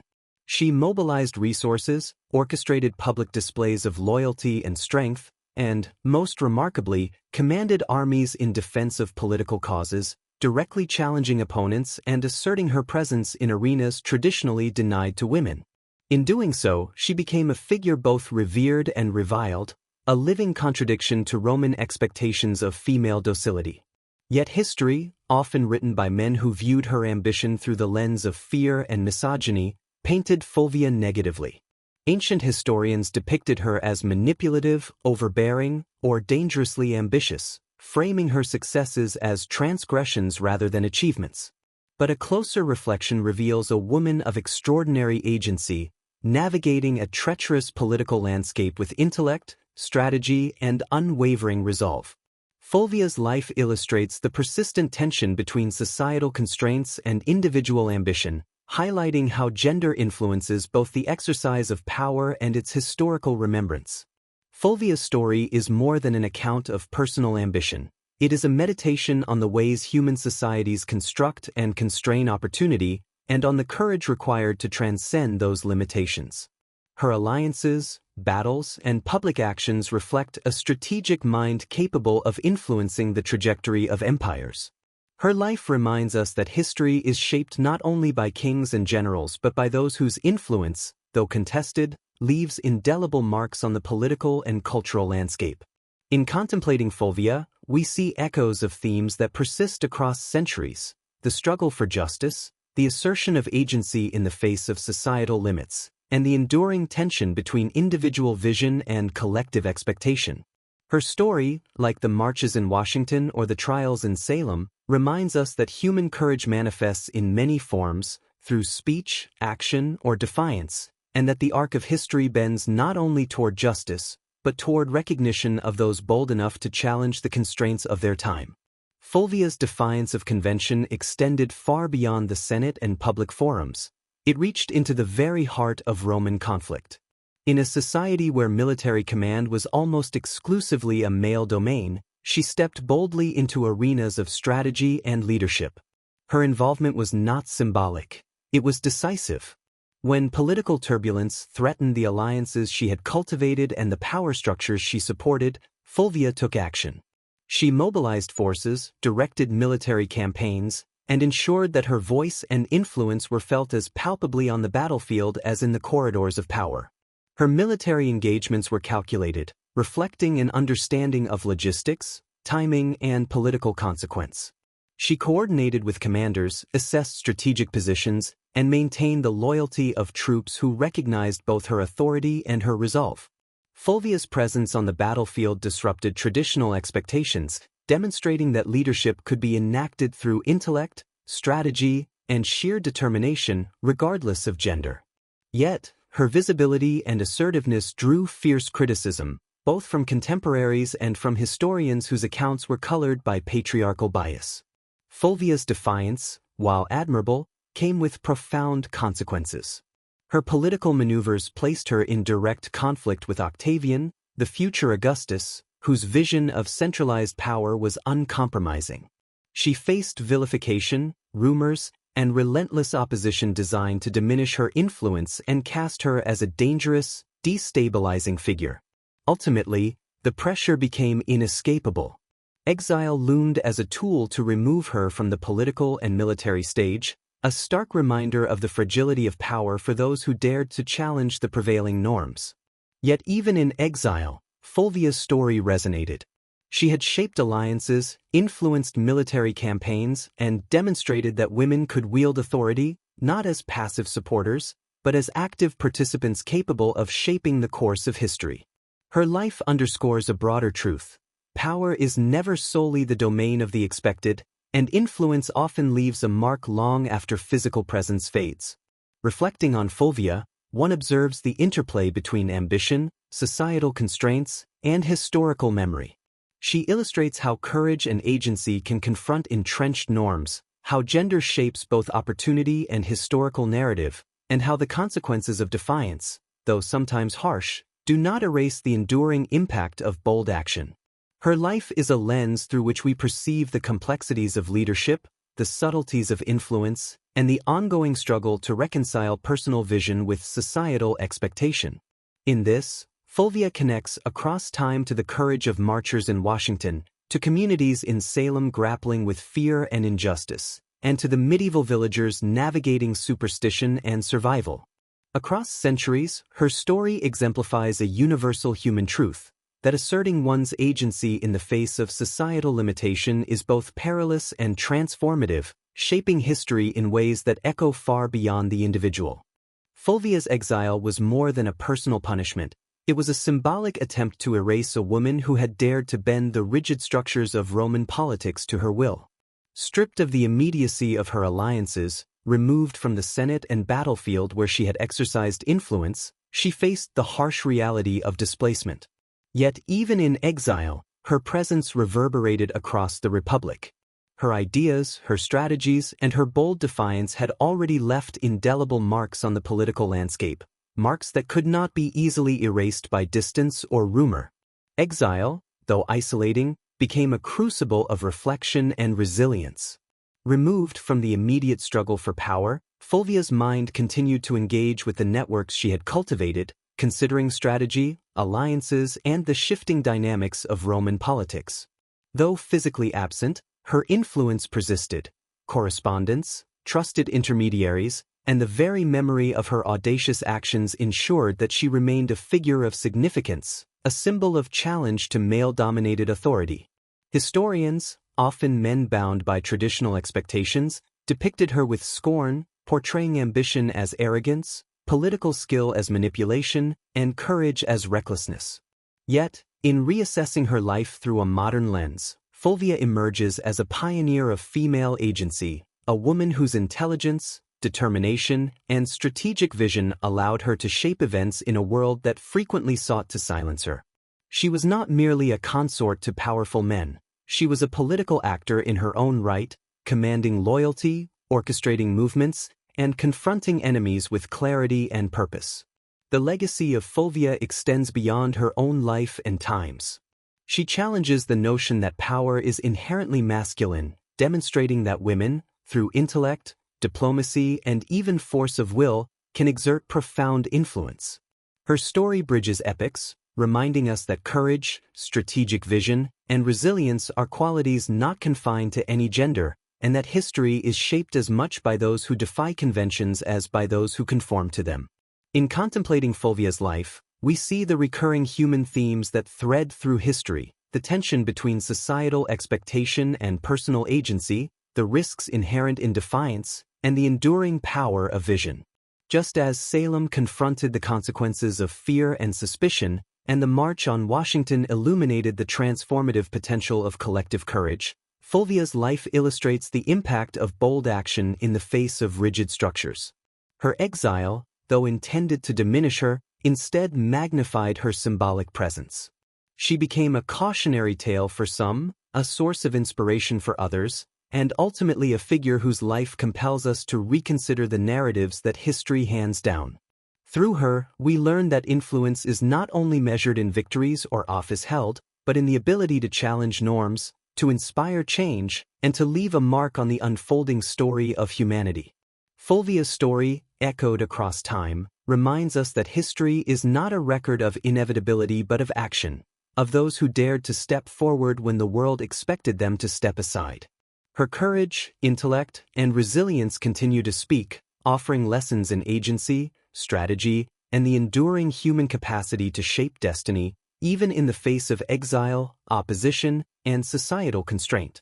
History, though separated by centuries and continents, often speaks in echoes. The courage and defiance of Fulvia in ancient Rome, the resilience of Salem's accused, the persistence of medieval villagers navigating fear and superstition, all these moments converge in a tapestry of human striving, a continuous thread linking the assertion of agency, the fight for justice, and the quest for dignity. Each epoch carries its own challenges, yet the underlying human spirit, the drive to confront limitation, to act despite risk, to dream of a better world, remains remarkably consistent. As we move from the streets and forums of Rome to the dusty squares of Salem, and onward to the bustling National Mall in Washington, we witness how societies wrestle with power, fear, and morality. Fulvia's boldness, her strategic interventions, her willingness to confront male-dominated authority, mirror in principle the courage displayed by the marchers in 1963, though separated by nearly 2 millennia. Both faced systems resistant to change, entrenched hierarchies that sought to silence dissent, and the ever-present scrutiny of public perception. And yet, in both cases, courage, intellect, preparation, moral conviction, proved transformative. The bridge between these stories lies in the human capacity to challenge the status quo. Fulvia challenged patriarchal norms. Salem's innocents, though tragically victimized, offer lessons about the consequences of fear untempered by reason, and the marchers of Washington exemplified the collective assertion of rights and dignity. In each case, action, whether personal, communal, or political, becomes a conduit through which individuals and societies negotiate power, morality, and justice. The methods vary. Fulvia wielded strategy and influence, the accused faced systemic hysteria, and the civil rights activists employed organized, nonviolent protest, but the underlying principle is the same: courage reshapes society. Reflecting across time, one sees the interplay of fear, hope, and agency. Medieval communities relied on prayer and structured routines to navigate uncertainty. Salem demonstrated the destructive power of unchecked fear. Fulvia exemplified the assertive use of intellect and will, and the 1963 marchers showed the disciplined, moral force of collective action. These narratives illustrate that human progress is neither linear nor inevitable, but forged through decisions, actions, and the resilience to confront injustice, often at great personal cost. By connecting these disparate moments, we gain insight into the universal patterns of human experience. Fear, oppression, and limitation recur in different forms, yet so too do courage, solidarity, and ingenuity. Each era teaches the next, offering warnings, inspiration, and guidance. History, in this light, is not merely a record of events, but a living dialogue across time, reminding us that the struggles of one century resonate in the next, shaping the contours of possibility, morality, and human potential. And so, as we contemplate Fulvia's defiance, the trials of Salem, and the March on Washington, we begin to see a continuum, a chain of human striving, a testament to the enduring desire for justice, agency, and dignity. In these stories, separated by centuries yet bound by the common thread of human courage, we find the quiet assurance that even in the face of oppression, fear, or exile, the human spirit possesses the capacity to challenge, to endure, and ultimately, to transform the world. As night gently drapes its quiet over the world, we can imagine the soft shadows falling across the medieval village, the haunted streets of Salem, the bustling Mall of Washington, and the marble halls of Rome.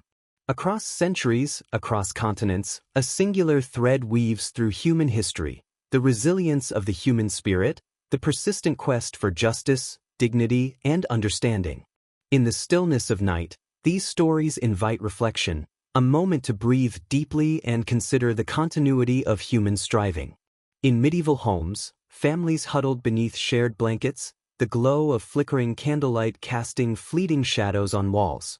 They slept in segmented rhythms, rising briefly to pray, to ponder dreams, to connect with one another in moments of wakefulness, carrying within them a profound blend of practicality and spirituality. Even in discomfort and vulnerability, there was a quiet fortitude, a trust in routine, in faith, and in the bonds of community that sustained them through dark nights. Centuries later, in Salem, fear had shattered trust, replaced hope with suspicion, and demonstrated the peril of surrendering reason to panic. Yet, from this tragedy emerged reflection, repentance, and the slow rebuilding of community. The lives lost, the accusations, the whispers of hysteria, these became lessons etched into the collective memory, reminders that justice and compassion must guide society, and that the human mind, while capable of error, is also capable of correction, learning, and moral reckoning. Across time, in Rome, Fulvia's courage and intellect challenged societal norms, demonstrating that agency is not defined by gender, but by vision, determination, and the willingness to act despite risk. Her exile could not erase her impact. Her strategies, alliances, and audacity echoed through history, teaching that influence is often measured not by recognition alone, but by the indelible mark left on the world and the precedent set for future generations to question boundaries and defy limitation. And finally, in 1963, the March on Washington illustrated the transformative power of unity, disciplined strategy, and moral clarity. Over 250,000 voices rose together, singing, chanting, and demanding the recognition of rights long denied. In the words of Martin Luther King Jr., "I have a dream, a vision of equality, justice, and hope that continues to resonate today, inspiring movements, shaping public conscience, and reminding the world that change is possible when courage meets collective action." As we meditate on these epics together, a pattern emerges. Fear, oppression, and limitation persist in various forms, but so too do courage, solidarity, and the pursuit of justice. Each story, whether of survival, defiance, or organized protest, contributes to a larger narrative, a testament to human resilience across centuries. In these reflections, we find both solace and guidance, a gentle reminder that hope endures, that learning from the past illuminates the path forward, and that even in moments of darkness, human beings possess the capacity to act, to endure, and to transform their world. So, as your mind drifts softly toward rest, allow the stories of medieval villages, Salem, ancient Rome, and the civil rights movement to mingle in quiet contemplation. Feel the pulse of humanity's enduring courage, the weight of lessons learned, and the gentle assurance that across time, in every corner of the world, the human spirit persists, resilient, reflective, and always striving toward justice, dignity, and hope. As dawn's first light brushes softly against the earth, we are reminded that history is not a collection of isolated events, but a continuum of human experience, stitched together by courage, fear, hope, and perseverance. From the dimly lit cottages of medieval villages, through the haunted streets of Salem, across the grandeur of Rome, and into the bustling heart of Washington, D.C., the threads of resilience and ambition connect generations, reminding us that each human life is part of an intricate, enduring tapestry. In the quiet of morning, we can imagine the medieval villagers rising from segmented sleep, stretching weary limbs, eyes adjusting to the faint glow of dawn. Their world was shaped by necessity and faith, beds shared with family or animals for warmth, prayers whispered into the night, and dreams interpreted as messages from forces beyond their understanding.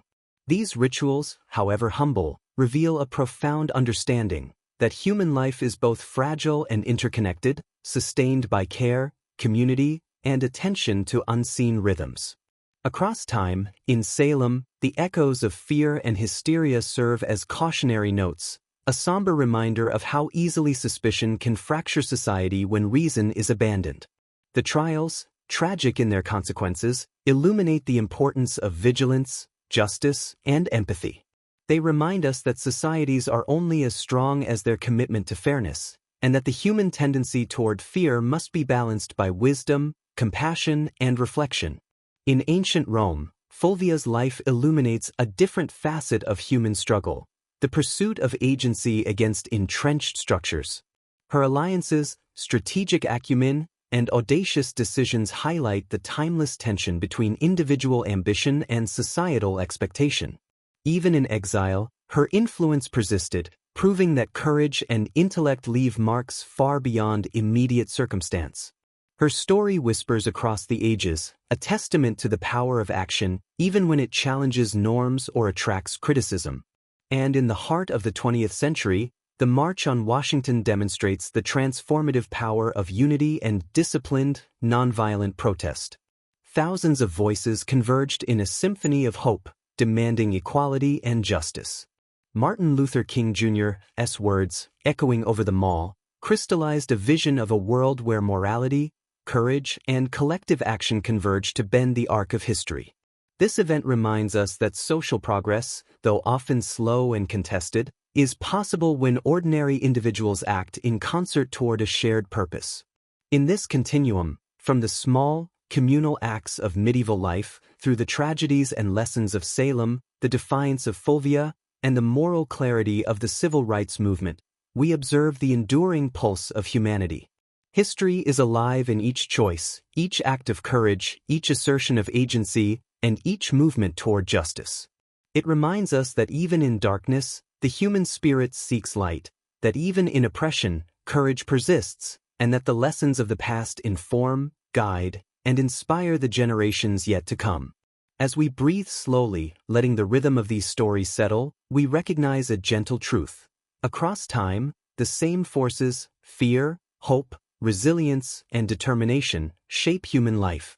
And as your mind drifts into quiet reflection, allow the interconnectedness of these moments to soothe, to inspire, and to remind you that the human journey, with all its trials and triumphs, continues onward, unbroken, patient, and enduring.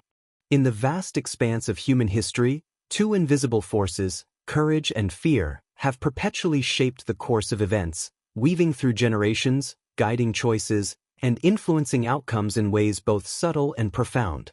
From the quiet cottages of medieval Europe to the marble halls of Rome, from the shadowed streets of Salem to the sunlit mall in Washington, these forces dance together, often in tension, sometimes in harmony, determining the shape of societies and the destiny of individuals. In medieval villages, fear was an ever-present companion.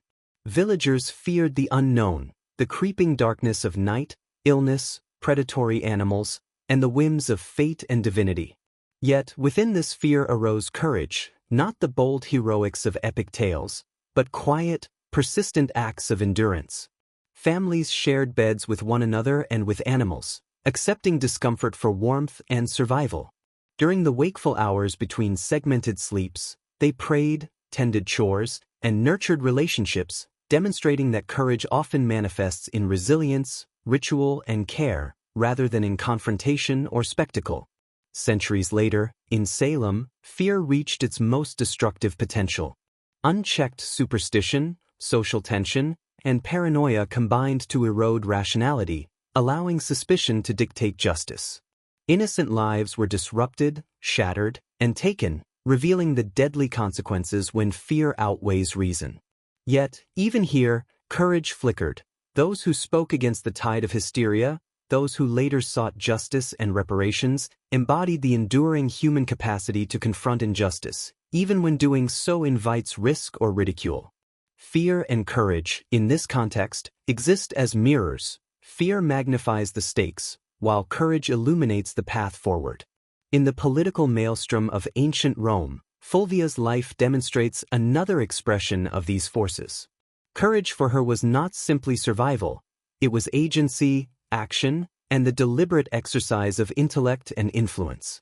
Fear of retribution, exile, or historical vilification did not paralyze her. Instead, it shaped her strategies and sharpened her resolve. By confronting male-dominated hierarchies and participating directly in military and political affairs, Fulvia exemplified how courage can transform fear into a catalyst for decisive action. Her life reminds us that human history is often steered by those willing to engage fear directly, wielding it as both a challenge and a guide. Finally, in the 20th century, the March on Washington crystallized the interplay of fear and courage on a mass scale. Participants faced the fear of hostility, arrest, and potential violence, yet thousands united with disciplined, non-violent resolve. Courage here was collective, in planning, marching, singing, and speaking truth to power. Martin Luther King Jr.'s oratory amplified this courage, providing a vision that counterbalanced fear with moral clarity, offering both inspiration and a roadmap for change. The march illustrates how courage, when shared among many, can redefine society and bend history toward justice. Across these diverse contexts, a pattern emerges. Fear is inevitable, but courage is a choice. It is expressed differently depending on culture, era, and circumstance, through prayer, protest, strategic action, or quiet endurance, but it is always transformative. In reflection, we realize that human history is a testament not to the absence of fear, but to the persistent willingness of individuals and communities to act despite it, to dream, to resist, and to shape the world in alignment with justice, hope, and human dignity. As night deepens and sleep beckons, allow these reflections on courage and fear to settle in the mind. Feel the continuity of human experience, the persistent tension between vulnerability and strength, hesitation and action, oppression and defiance. And in this quiet contemplation, drift into rest with the understanding that the courage we inherit from history is always available, a gentle, enduring light guiding each generation through darkness toward hope. Across the span of centuries, human survival has rarely been a solitary endeavor. From the dimly lit homes of medieval villages to the tightly knit streets of Salem, from the bustling urban centers of ancient Rome to the vibrant assembly of the March on Washington, communities have carried the weight of continuity, support, and shared resilience. The story of humanity is, in many ways, a story of collective endurance, the ability of groups to adapt, protect, and nurture one another in the face of adversity, uncertainty, and profound change. In medieval villages, survival was inseparable from community. Families huddled together for warmth in the cold nights, sharing beds, blankets, and bodies with animals to stave off frost. Work was cooperative, tending crops, maintaining homes, and preparing for the harsh months demanded coordination and shared labor. Rituals, whether prayers before sleep, interpretations of dreams, or local ceremonies, bound people together spiritually as well as physically. In these small, intertwined networks, the individual's resilience was inseparable from the strength of the collective. A village thrived not because of singular heroism, but because neighbors, kin, and friends shared responsibility, knowledge, and protection. In Salem, the fracture of trust revealed the vulnerability inherent in communal life. Fear and suspicion could devastate bonds, turning neighbors into accusers and undermining social cohesion. Yet, even in the shadow of hysteria, the seeds of resilience persisted. Some families maintained solidarity, others questioned the legitimacy of accusations, and gradually, a sense of justice began to reemerge. The lessons of Salem remind us that the resilience of communities is not automatic. It must be cultivated through empathy, vigilance, and the courage to act in defense of fairness and reason. In Rome, the social and political networks of Fulvia and her contemporaries illustrate a different form of communal resilience. Alliances, patronage, and loyalty define survival in a landscape of shifting power.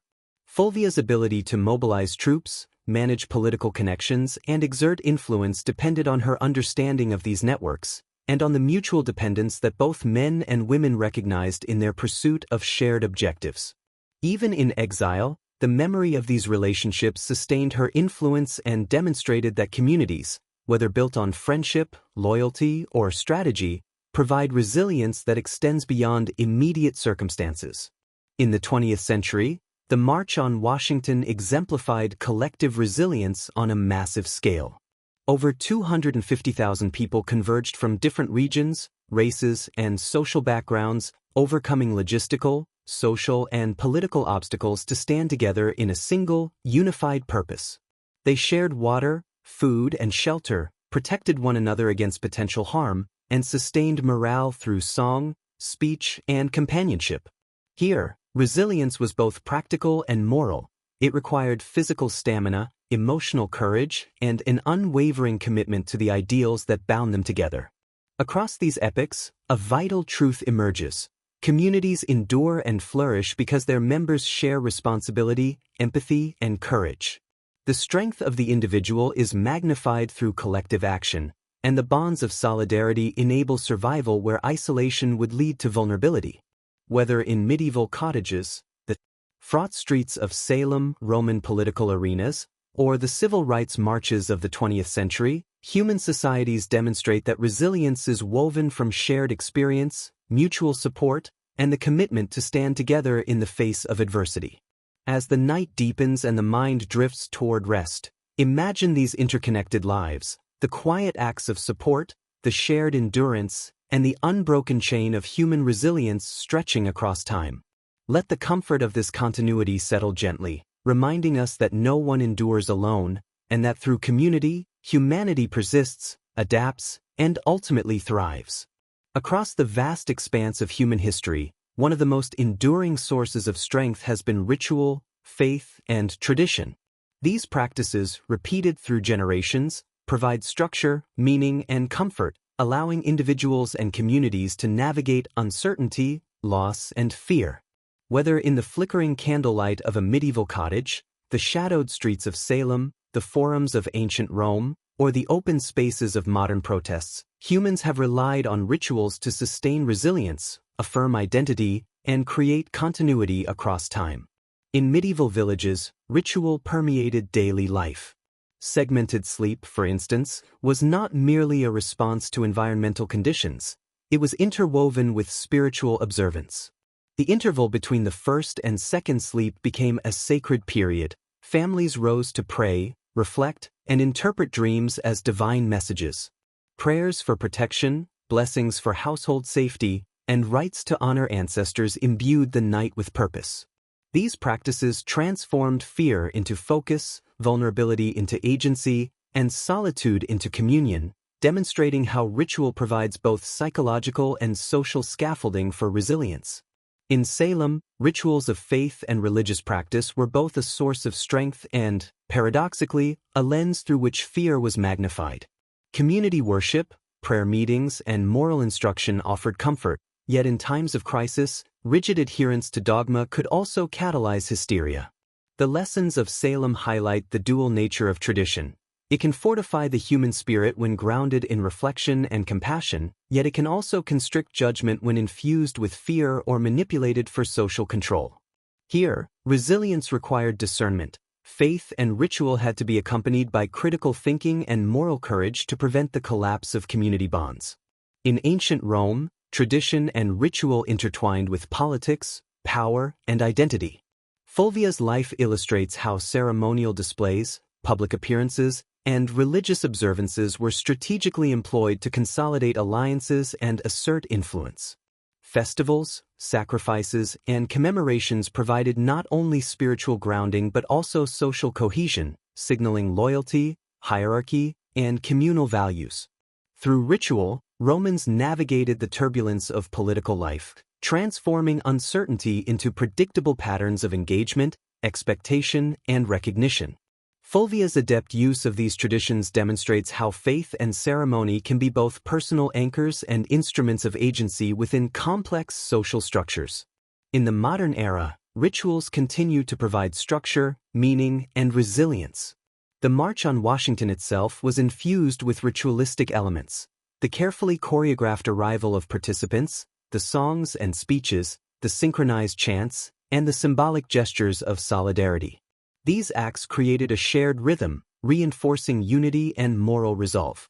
They transformed individual participants' courage into a collective force, sustaining momentum through hours of anticipation, the glare of media scrutiny, and the tension of potential conflict.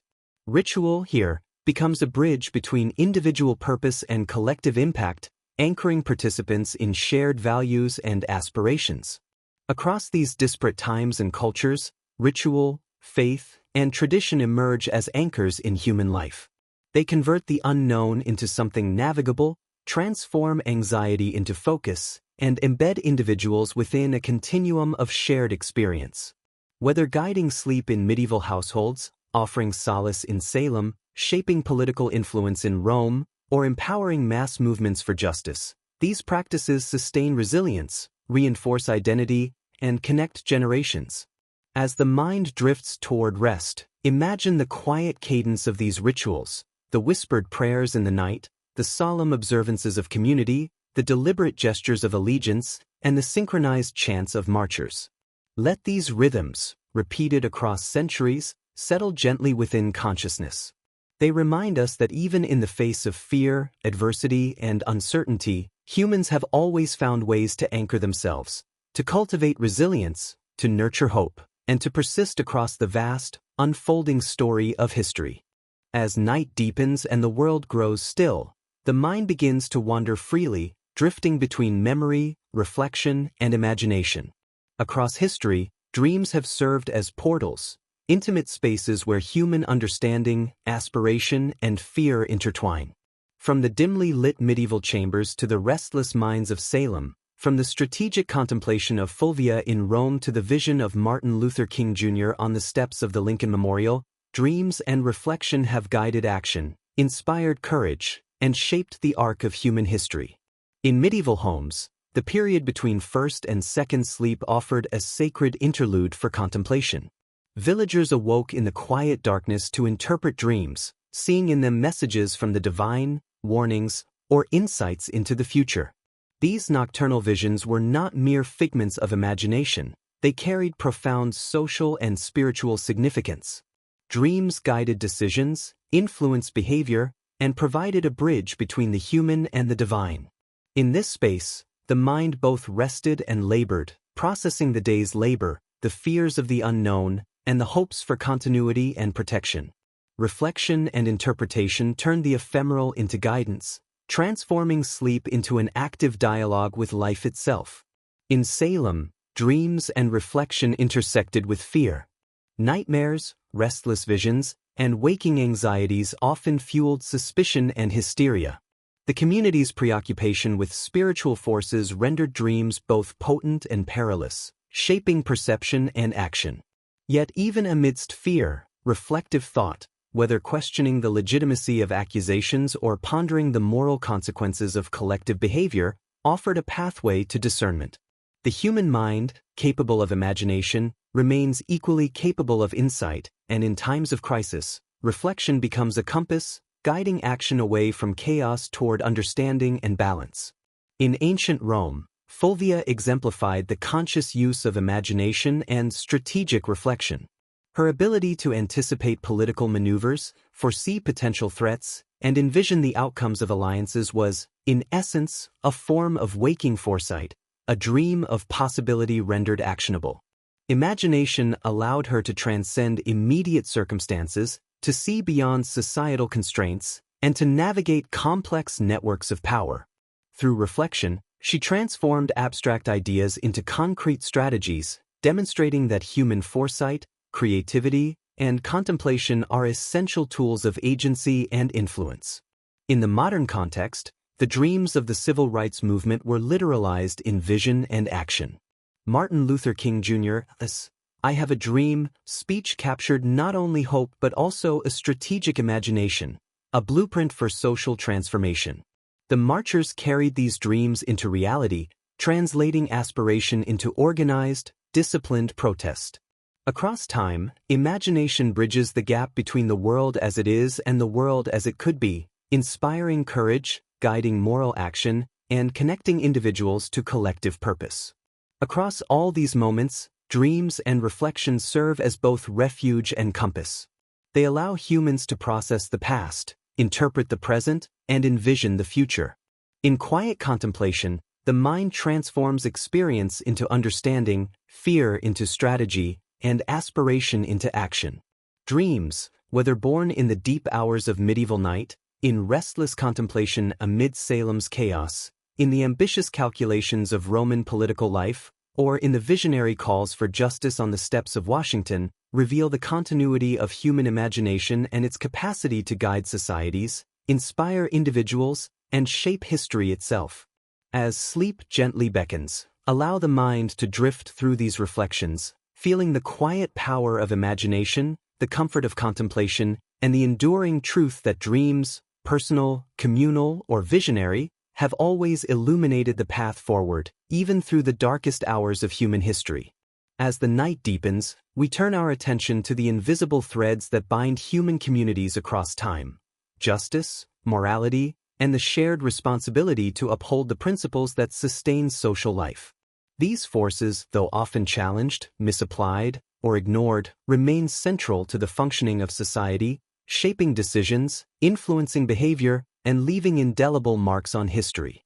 From the communal life of medieval villages to the shadowed trials of Salem, from the political arenas of Rome to the moral campaigns of the civil rights era, humanity has continually wrestled with the balance between right, power, and responsibility. In medieval villages, the notion of justice was intertwined with both faith and practicality. Local leaders, often guided by custom, moral codes, and religious principles, mediated disputes, enforced norms, and sought to maintain social equilibrium. Justice was a communal endeavor. The well-being of the village depended upon adherence to shared standards, and morality was inseparable from the rituals, prayers, and daily actions that reinforced community cohesion. Even as fear of the unknown shaped daily life, villagers understood that collective responsibility, mutual care, accountability, and vigilance was essential to survival and social harmony. In Salem, the perils of compromised justice became tragically evident. Fear, superstition, and personal vendettas created a system in which innocence could be punished and truth obscured. The acceptance of spectral evidence, testimony of apparitions and unseen forces, revealed the fragility of moral judgment under social pressure. Yet even in this darkness, lessons emerged: the importance of evidence, reason, and ethical reflection, and the necessity of collective vigilance to prevent the corruption of justice. Salem's history serves as a stark reminder that morality and justice require constant cultivation, and that societies are only as strong as their willingness to uphold truth, fairness, and accountability. In ancient Rome, Fulvia's life demonstrates the complex interplay of power and moral responsibility. Her political and military actions challenged conventions, yet were guided by strategic foresight and allegiance to her cause. While her opponents framed her decisions as ambition or manipulation, Fulvia's actions reflect the difficult choices inherent in exercising power responsibly.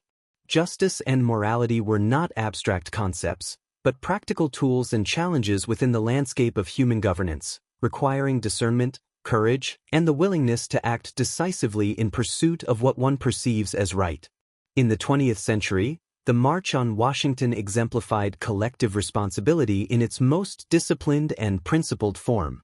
Thousands of participants understood that justice was not given, but demanded, through coordinated, peaceful protest, through the courage to confront systemic oppression, and through the moral conviction that society must recognize the dignity, rights, and equality of all its members.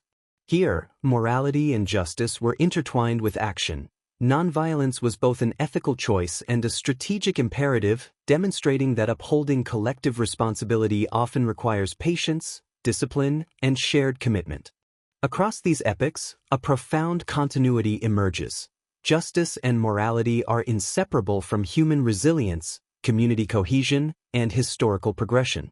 They are not static ideals but living principles, shaped and reshaped by human action, reflection, and shared responsibility.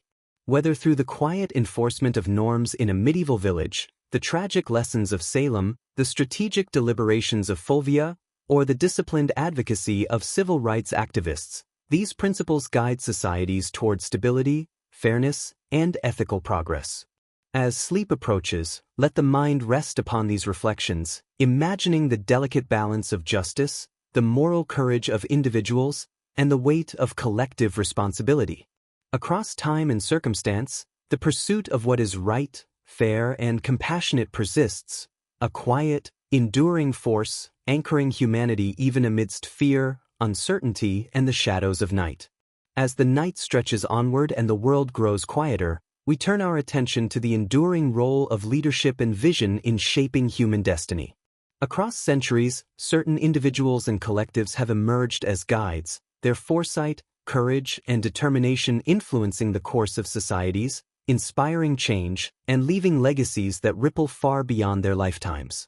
From the modest leaders of medieval villages to the audacious strategies of Fulvia in Rome, from the moral vision of those resisting hysteria in Salem to the disciplined architects of the March on Washington, leadership has been a constant, subtle yet transformative force. In medieval communities, leadership was often quiet, intimate, and grounded in shared survival. Village elders, clergy, and skilled craftsmen provided guidance, mediating disputes, organizing labor, and offering wisdom rooted in experience and tradition. Their vision was pragmatic, maintaining the health, safety, and continuity of the community amidst scarcity, disease, and uncertainty. Leadership here was less about grandeur and more about foresight, ensuring that families survived, crops were harvested, and rituals continued to anchor the village's collective life. Even in simplicity, these leaders shaped the rhythms, values, and resilience of their people, quietly molding the trajectory of daily existence. In Salem, the absence of measured leadership magnified fear and chaos. Local authorities and ministers, driven by superstition or personal gain, failed to provide a guiding hand, allowing hysteria to escalate unchecked. Yet within this turmoil, glimpses of moral leadership emerged, individuals who spoke against injustice, questioned the legitimacy of accusations, and sought to protect the innocent. These acts, though limited in immediate effect, exemplify the timeless truth that vision grounded in ethics, courage, and critical thinking can counteract fear and restore balance, even amidst overwhelming pressure. In ancient Rome, Fulvia represents a vivid illustration of strategic, assertive leadership. Her life was a complex interplay of political acumen, military coordination, and personal influence. By marrying into positions of power, commanding armies, and navigating alliances, she exercised vision not merely for personal gain but for the broader objectives of her faction and political vision. Fulvia's leadership demonstrates the necessity of foresight, adaptability, and decisiveness in guiding human affairs, as well as the enduring challenge faced by those whose authority challenges established norms, particularly for women in patriarchal structures. In the modern era, the leadership behind the March on Washington showcased vision on a grand scale. Figures like Bayard Rustin and Philip Randolph meticulously planned logistics, strategy, and messaging, while Martin Luther King Jr. articulated a moral and aspirational vision that resonated across the nation. Their leadership combined moral clarity, strategic planning, and inspirational communication, illustrating that effective guidance requires both practical execution and the ability to inspire collective belief. The success of the march underscores how vision, when combined with organized, principled action, can transform societal consciousness and create enduring momentum for justice. Across these epochs, the principles of leadership remain consistent: foresight, courage, moral clarity, and the ability to inspire others toward a shared goal. Leaders act as guides in the darkness of uncertainty, whether navigating survival in medieval villages, countering fear in Salem, asserting influence in Rome, or organizing mass movements for civil rights. Their visions shape not only immediate outcomes but also the long arc of history, reminding us that human progress is continually guided by those who can imagine a better future and act decisively to bring it closer to reality. As sleep begins to embrace the mind, reflect on these diverse forms of leadership. From quiet guidance to bold action, from moral courage to strategic brilliance, leadership illuminates the path through uncertainty.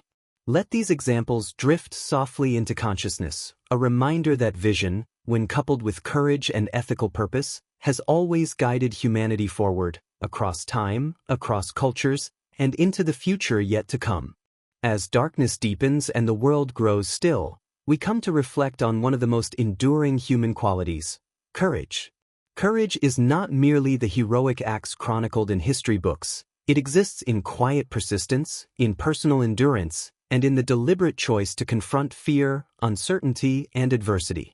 Across time, from medieval villages to Salem, from the turbulent political arenas of Rome to the monumental civil rights marches of the 20th century, courage has evolved, taking many forms, yet consistently guiding human survival, moral action, and social transformation. In medieval communities, courage was often woven into the fabric of daily life. Surviving the harshness of winter, tending crops under the threat of illness or predation, and raising children amidst uncertainty required a steadfast endurance that was both practical and spiritual. Families shared warmth in crowded, uncomfortable beds, endured poor hygiene, and braved sickness and famine. Yet these acts of perseverance were themselves a form of courage, silent, consistent, and communal. The human spirit found courage not in battle alone, but in sustaining life and faith amidst vulnerability, in trusting one another, and in maintaining rituals that provided meaning and hope. In Salem, courage emerged amidst fear, hysteria, and injustice. The act of questioning accusations, defending the accused, or challenging dominant authority demanded moral fortitude that could risk social ostracism or personal harm.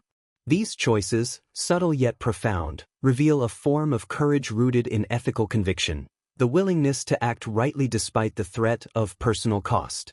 Salem teaches us that courage is often most powerful when it is exercised in the face of societal pressure, illuminating the path toward justice, integrity, and community restoration. In ancient Rome, Fulvia's life demonstrates a strategic, audacious form of courage. Leading armies, navigating treacherous political landscapes, and asserting influence in a patriarchal society required both personal bravery and calculated risk-taking. Fulvia's courage was not impulsive, it was informed by intelligence, alliances, and vision. Her story illustrates that courage evolves when combined with foresight, knowledge, and the ability to inspire or mobilize others toward a collective goal. Through her actions, we see that courage can reshape the course of societies and redefine possibilities for those who dare to act. In the 20th century, courage assumed a collective dimension during the civil rights movement. Thousands of participants in the March on Washington demonstrated courage not only by confronting systemic oppression but by doing so peacefully, with discipline, determination, and solidarity. This courage was both individual and communal, each marcher's bravery reinforced the other, creating a wave of moral and social force capable of commanding national attention. Courage, in this sense, evolved from personal endurance to shared action, demonstrating the profound impact of coordinated human will directed toward justice and equality. Across centuries and societies, courage persists as both an individual and collective force. It manifests in the quiet endurance of daily life, in moral choices that defy fear, in strategic action that challenges power, and in collective movements that demand justice. Courage links humanity across time, shaping survival, ethics, leadership, and social progress. It reminds us that while fear is inevitable, courage is a choice, one that can ripple through communities, generations, and history itself. As sleep draws near, let the mind dwell on these varied expressions of courage. Feel the quiet strength in endurance, the moral conviction in opposition, the audacity of vision, and the solidarity of collective action. Across time, across cultures, and across moments of challenge, courage persists, a guiding force, subtle yet transformative, illuminating the human path through darkness toward hope, resilience, and lasting change. Whether through the quiet rituals of medieval life, the moral resolve in Salem, the strategic vision of Rome, or the collective mobilization of civil rights activists, hope and perseverance ensure that the story of humanity continues, unbroken and evolving, across time and circumstance. As sleep envelopes the mind, let this reflection settle gently. Feel the rhythm of history's endurance, the persistent drive of hope, the quiet power of perseverance, and the knowledge that across generations, humanity has continued, adapted, and flourished. These forces, silent yet profound, illuminate the path through darkness, carrying life, purpose, and the promise of continuity into the unfolding story of tomorrow. As the night grows deeper and the world becomes hushed, we turn to the quiet teachings that history offers. Across centuries, across lands and cultures, the human story is a tapestry woven from courage, hope, perseverance, and moral deliberation. From medieval villages, where survival depended on communal care, prayer, and ritual, to the turmoil of Salem, where fear challenged justice. From the political maneuvers of Fulvia in ancient Rome to the disciplined assembly of civil rights marchers, one lesson emerges with clarity: humanity thrives not in isolation, but in connection, in shared responsibility, and in the conscious choices we make in the face of adversity. Medieval villagers teach us that resilience is found in daily life, in the sharing of beds and warmth, in the careful tending of crops, in the quiet rhythms of prayer and dream interpretation. Their courage was practical, their hope embedded in continuity, and their perseverance lived out in every small action that sustained family and community. These ordinary acts, repeated over generations, created societies capable of enduring harsh winters, illness, and uncertainty, a testament to the power of shared effort, ritual, and moral responsibility. Salem offers another lesson: fear untempered by reason can destroy communities. When superstition, envy, and social tension overwhelm discernment, justice falters, relationships fracture, and societies suffer. Yet within this tragedy lies the reminder that moral courage, ethical reflection, and the courage to question authority are essential. Even small acts of integrity, speaking truth, defending the innocent, seeking justice, can counterbalance fear and restore the delicate balance upon which communities depend. History teaches that vigilance, empathy, and reflection are vital ingredients of collective survival. Fulvia's story illuminates the complex interplay of ambition, courage, and moral agency. Leadership in turbulent times requires vision, adaptability, and the willingness to act despite personal risk. Her ability to influence politics, command armies, and navigate patriarchal structures demonstrates that resilience is not only physical but strategic, not only reactive but visionary. Leadership is most effective when it is guided by foresight, ethical purpose, and the capacity to inspire collective action. Across centuries, the principle remains: human societies rely on visionaries who balance personal agency with responsibility to the larger community. The March on Washington embodies hope realized through collective perseverance. Thousands of individuals, diverse in background but united in purpose, demonstrated that moral conviction combined with organized action can bend the arc of history. Through song, speech, and disciplined march, participants transformed abstract ideals of justice and equality into visible, tangible force. The lesson is clear: when courage, hope, and perseverance converge, they create momentum capable of transcending fear, challenging entrenched power, and leaving a legacy that endures across generations. As sleep approaches, let your mind dwell on these interconnected lessons. Resilience, morality, courage, and hope are not abstract concepts. They are the living threads that link us to the past, anchor us in the present, and guide us into the future. Human history is a mirror reflecting the ways communities, individuals, and leaders have navigated adversity, shaping not only their own lives but the world around them. Let these reflections settle gently, carrying comfort, insight, and the quiet awareness that the story of humanity continues through every thoughtful choice, every act of courage, and every thread of connection we weave. Fear is an ever-present companion in the human journey, yet history teaches that it can either paralyze or propel us. In medieval life, fear of the unknown, of sickness, of famine, or the night itself was transformed into ritual, prayer, and communal support. By embracing fear as a guide rather than an enemy, communities cultivated vigilance, prudence, and moral discernment. Fear became a catalyst for reflection, introspection, and careful action, a reminder that human experience is shaped not by the absence of fear, but by the manner in which it is confronted. In Salem, the destructive potential of fear became tragically evident. Collective hysteria, fueled by superstition and envy, led to miscarriages of justice and the suffering of many. Yet even in this darkness, the emergence of skepticism, moral reasoning, and eventual societal correction demonstrates the transformative power of reflection and ethical courage. History whispers that fear, when acknowledged and examined, can inspire vigilance and growth. Left unchecked, it corrodes community and justice. In Rome, Fulvia exemplifies fear confronted with strategic courage. The threats she faced, political enemies, exile, social vilification, were daunting. Yet through foresight, alliances, and decisive action, she turned fear into an instrument of empowerment. Her life illustrates that transformation often arises when courage channels fear into strategy, vision, and purposeful action. In modern times, the civil rights movement revealed fear's dual nature again. The fear of oppression and violence was omnipresent, yet it catalyzed extraordinary acts of courage and unity.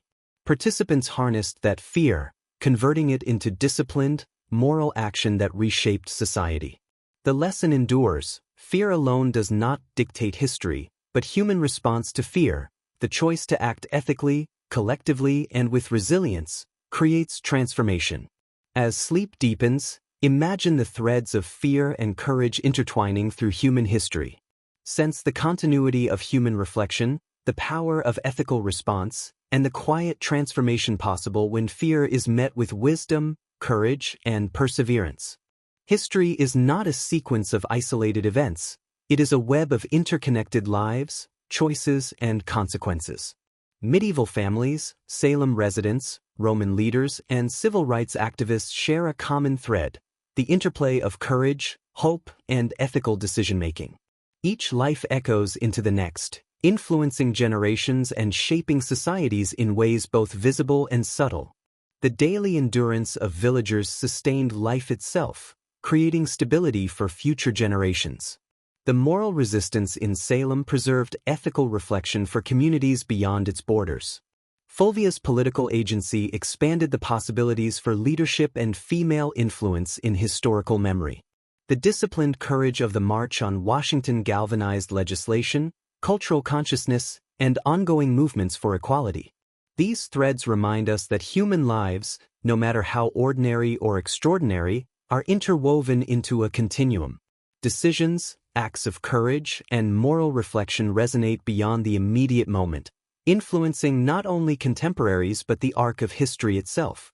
Each action, each choice, forms part of a tapestry of human experience, a pattern of resilience and connection that spans centuries. As sleep envelopes the mind, envision these interconnections stretching across time: the shared endurance, the collective courage, the moral contemplation, and the hope that binds humanity together. Let these threads of human continuity lull the mind into restful awareness of being part of a larger, enduring story. The human spirit persists, quietly yet powerfully, through adversity, fear, and the passage of centuries. In every era, it manifests in resilience, moral courage, and the capacity to hope against the odds. Medieval villagers maintained life despite scarcity and discomfort. Salem residents, despite hysteria, eventually sought justice and reflection. Fulvia asserted agency in a male-dominated society, reshaping political landscapes. Civil rights activists organized, marched, and spoke truth to power. Across all these moments, the human spirit reveals a remarkable capacity to endure, adapt, and transform circumstance into progress. Persistence is not always loud or visible. It often exists in subtle, daily acts of care, courage, and reflection. It is nurtured through connection, through shared purpose, and through moral awareness. This persistent spirit, passed from generation to generation, ensures that humanity does not merely survive, but evolves, learns, and aspires toward greater justice, empathy, and understanding. As night deepens, imagine this enduring human spirit as a gentle, guiding light, steady through centuries, connecting the lives of the past with the hope of the present and future. History is carried not only in documents, monuments, or speeches, but in memory, the living recollection of courage, hope, and moral action. The lessons of medieval life, the cautionary tale of Salem, Fulvia's agency, and the triumphs of the civil rights movement live on in memory, influencing thought, culture, and conscience. Legacy is not static. It is reflected in how societies, communities, and individuals remember and act upon the past. Reflection allows the mind to draw meaning from history, to recognize patterns, to cultivate empathy, and to inspire action. By engaging with the legacy of human courage and resilience, we understand not only what has been, but what is possible. Memory bridges generations, providing guidance, inspiration, and the quiet reassurance that human effort, ethical, courageous, and persistent, leaves traces that endure far beyond a single lifetime. As sleep draws nearer, let reflection settle the mind. Feel the connection between past and present, and the awareness that the choices of today, informed by the lessons of yesterday, shape the trajectory of tomorrow. As night reaches its deepest hours, we arrive at the conclusion of this journey through human history, a meditation on courage, hope, resilience, and moral action. From the segmented sleep of medieval villagers to the moral reckonings of Salem, from Fulvia's audacious leadership in Rome to the mass mobilization of the March on Washington, the threads of human experience weave an endless tapestry, intricate and enduring. History teaches that the human journey is shaped less by the absence of adversity and more by response, through courage, reflection, hope, perseverance, and connection. Communities endure because they care, societies advance because individuals act with moral courage, and legacies persist because memory, reflection, and action sustain them. Across centuries, humanity has faced fear, injustice, scarcity, and oppression, and yet, through collective resilience and persistent aspiration, it has continued, evolved, and created meaning. As the mind drifts toward sleep, embrace the continuity of these lessons. Feel the interwoven lives of countless generations, the courage that defied fear, the hope that transcended hardship, and the moral reflection that preserved justice. Let the tapestry of human history settle gently within consciousness, a soft, enduring presence that carries reassurance, insight, and serenity into the unfolding night. Sleep now as history whispers its